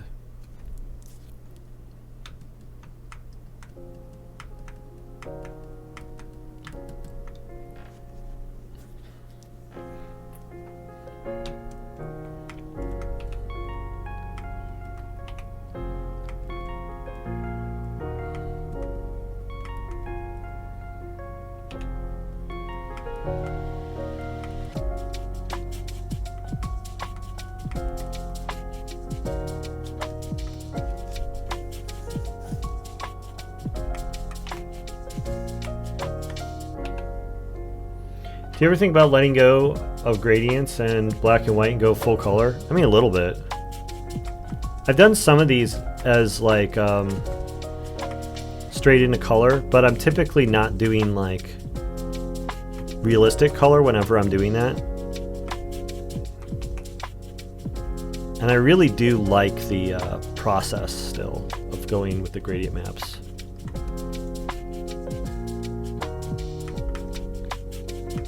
Process that feels like it still serves me very well.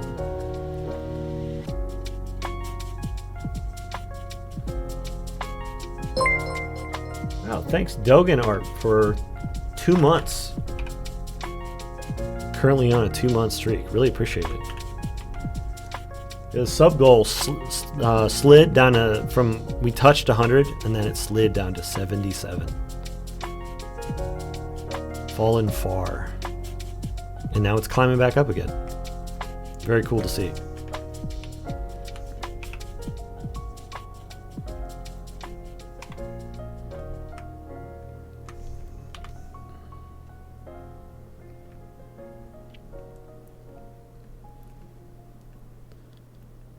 Yeah, I was feeling pretty poorly about my painting ability earlier, but then as I was like stewing in my frustration with it, I felt like there was something that kind of like clicked open, and now I feel kind of good about it.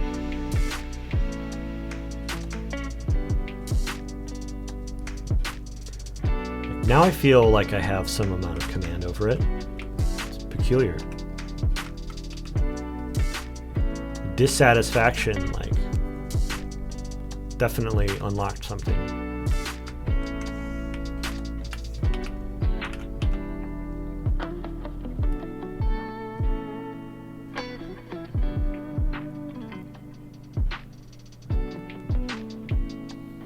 I'm glazing a little bit of this green into the skin tone because I know there's these places where it's like more desaturated, and I kept trying to like mix this blue into it and I wasn't quite getting it.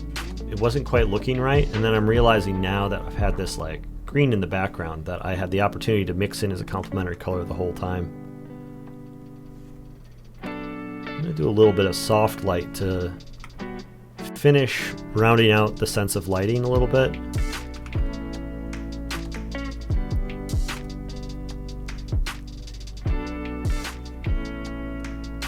Pump up some of these glow effects.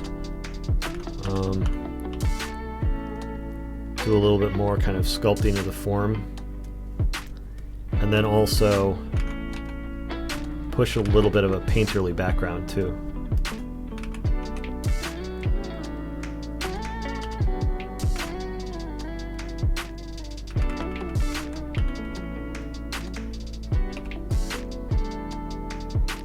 That's going to be the finishing touches for me. That's all I need to do. Feel like I'm done today.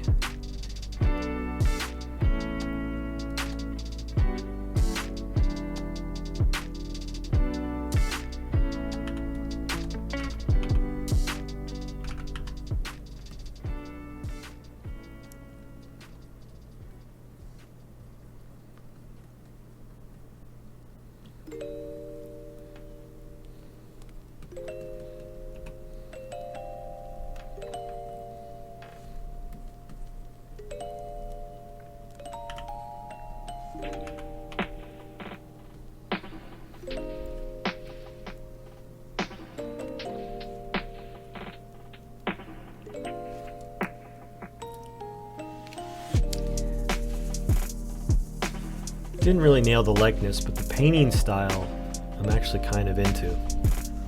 Slowly moving towards something that feels a little bit more soft focus, like Solomon looking thing. Very, and yeah, that could be very nice. I might add maybe a little bit of detail around the fringe or the collar here. Just using this soft light. Something high contrast, add that sort of specularity to it. Oh, thanks for the last minute sub, Iron MF75.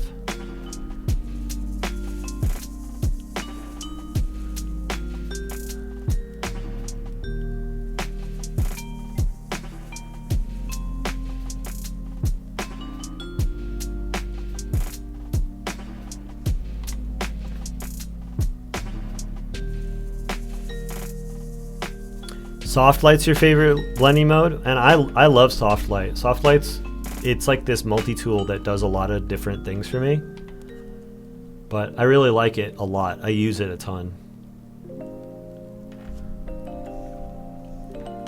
You know, if I want a scrapey, well, I mean that's technically called scrapey, but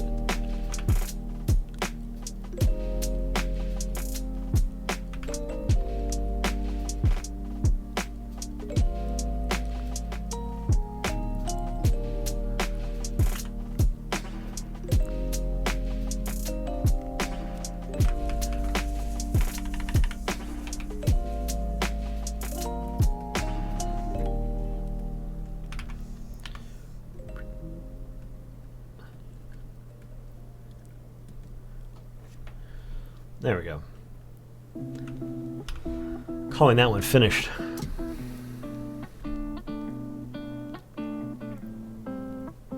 Oh, you think you picked it up for me? Well, maybe. Let's see. Yeah, I always think that my painting style, like my tools that I use, are like kind of peculiar to me in that no, I don't really think it's a good idea for anyone to emulate me, but people like my work, and so they do emulate it. Back from guzzling down Sonic foods. Looking great. Thank you, Phil. I am calling it. I'm done.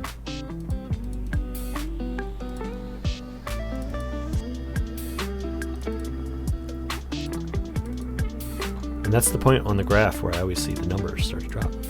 We are getting closer and closer to 100 studies. It's not going to take that long. I'm not doing them every day. I'm doing some on the weekends. But I've been like not doing them during the days where weekdays where I'm not streaming. So I'm probably gonna be, maybe it's like more like 5-6 days a week I've been doing them. So I've got 27, 28 more. I don't know, a few more weeks. I'll be there. All right, so who are we rating? Melty Rice or Sir Mascox? Let me take a look. If I'm gonna do the first one first for no reason in particular, and if that one turns out to be the one, then that's the one. And if for whatever reason I say it's not the one, then we'll do the other one. I'm about to tell you, it's going to be hard to. Oh, it's got a Loki ad. That's a bad sign. For no reason in particular. Yeah, man, these Marvel TV shows, not my favorite anymore. Oh, they've got a decent number of people. No mic focus stream. Ooh. Man, 120 people, 5 hour, watching a 5 hour focus stream? Must be pretty good. Get this dang Loki out of the way, I'm gonna see what they're up to. Oh, whoa. This is cool. Alright, let's raid this person. / raid Melty Rice.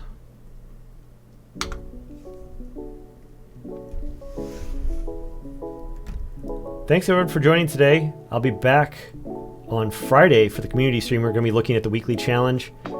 Till then, I'll see you on the other side.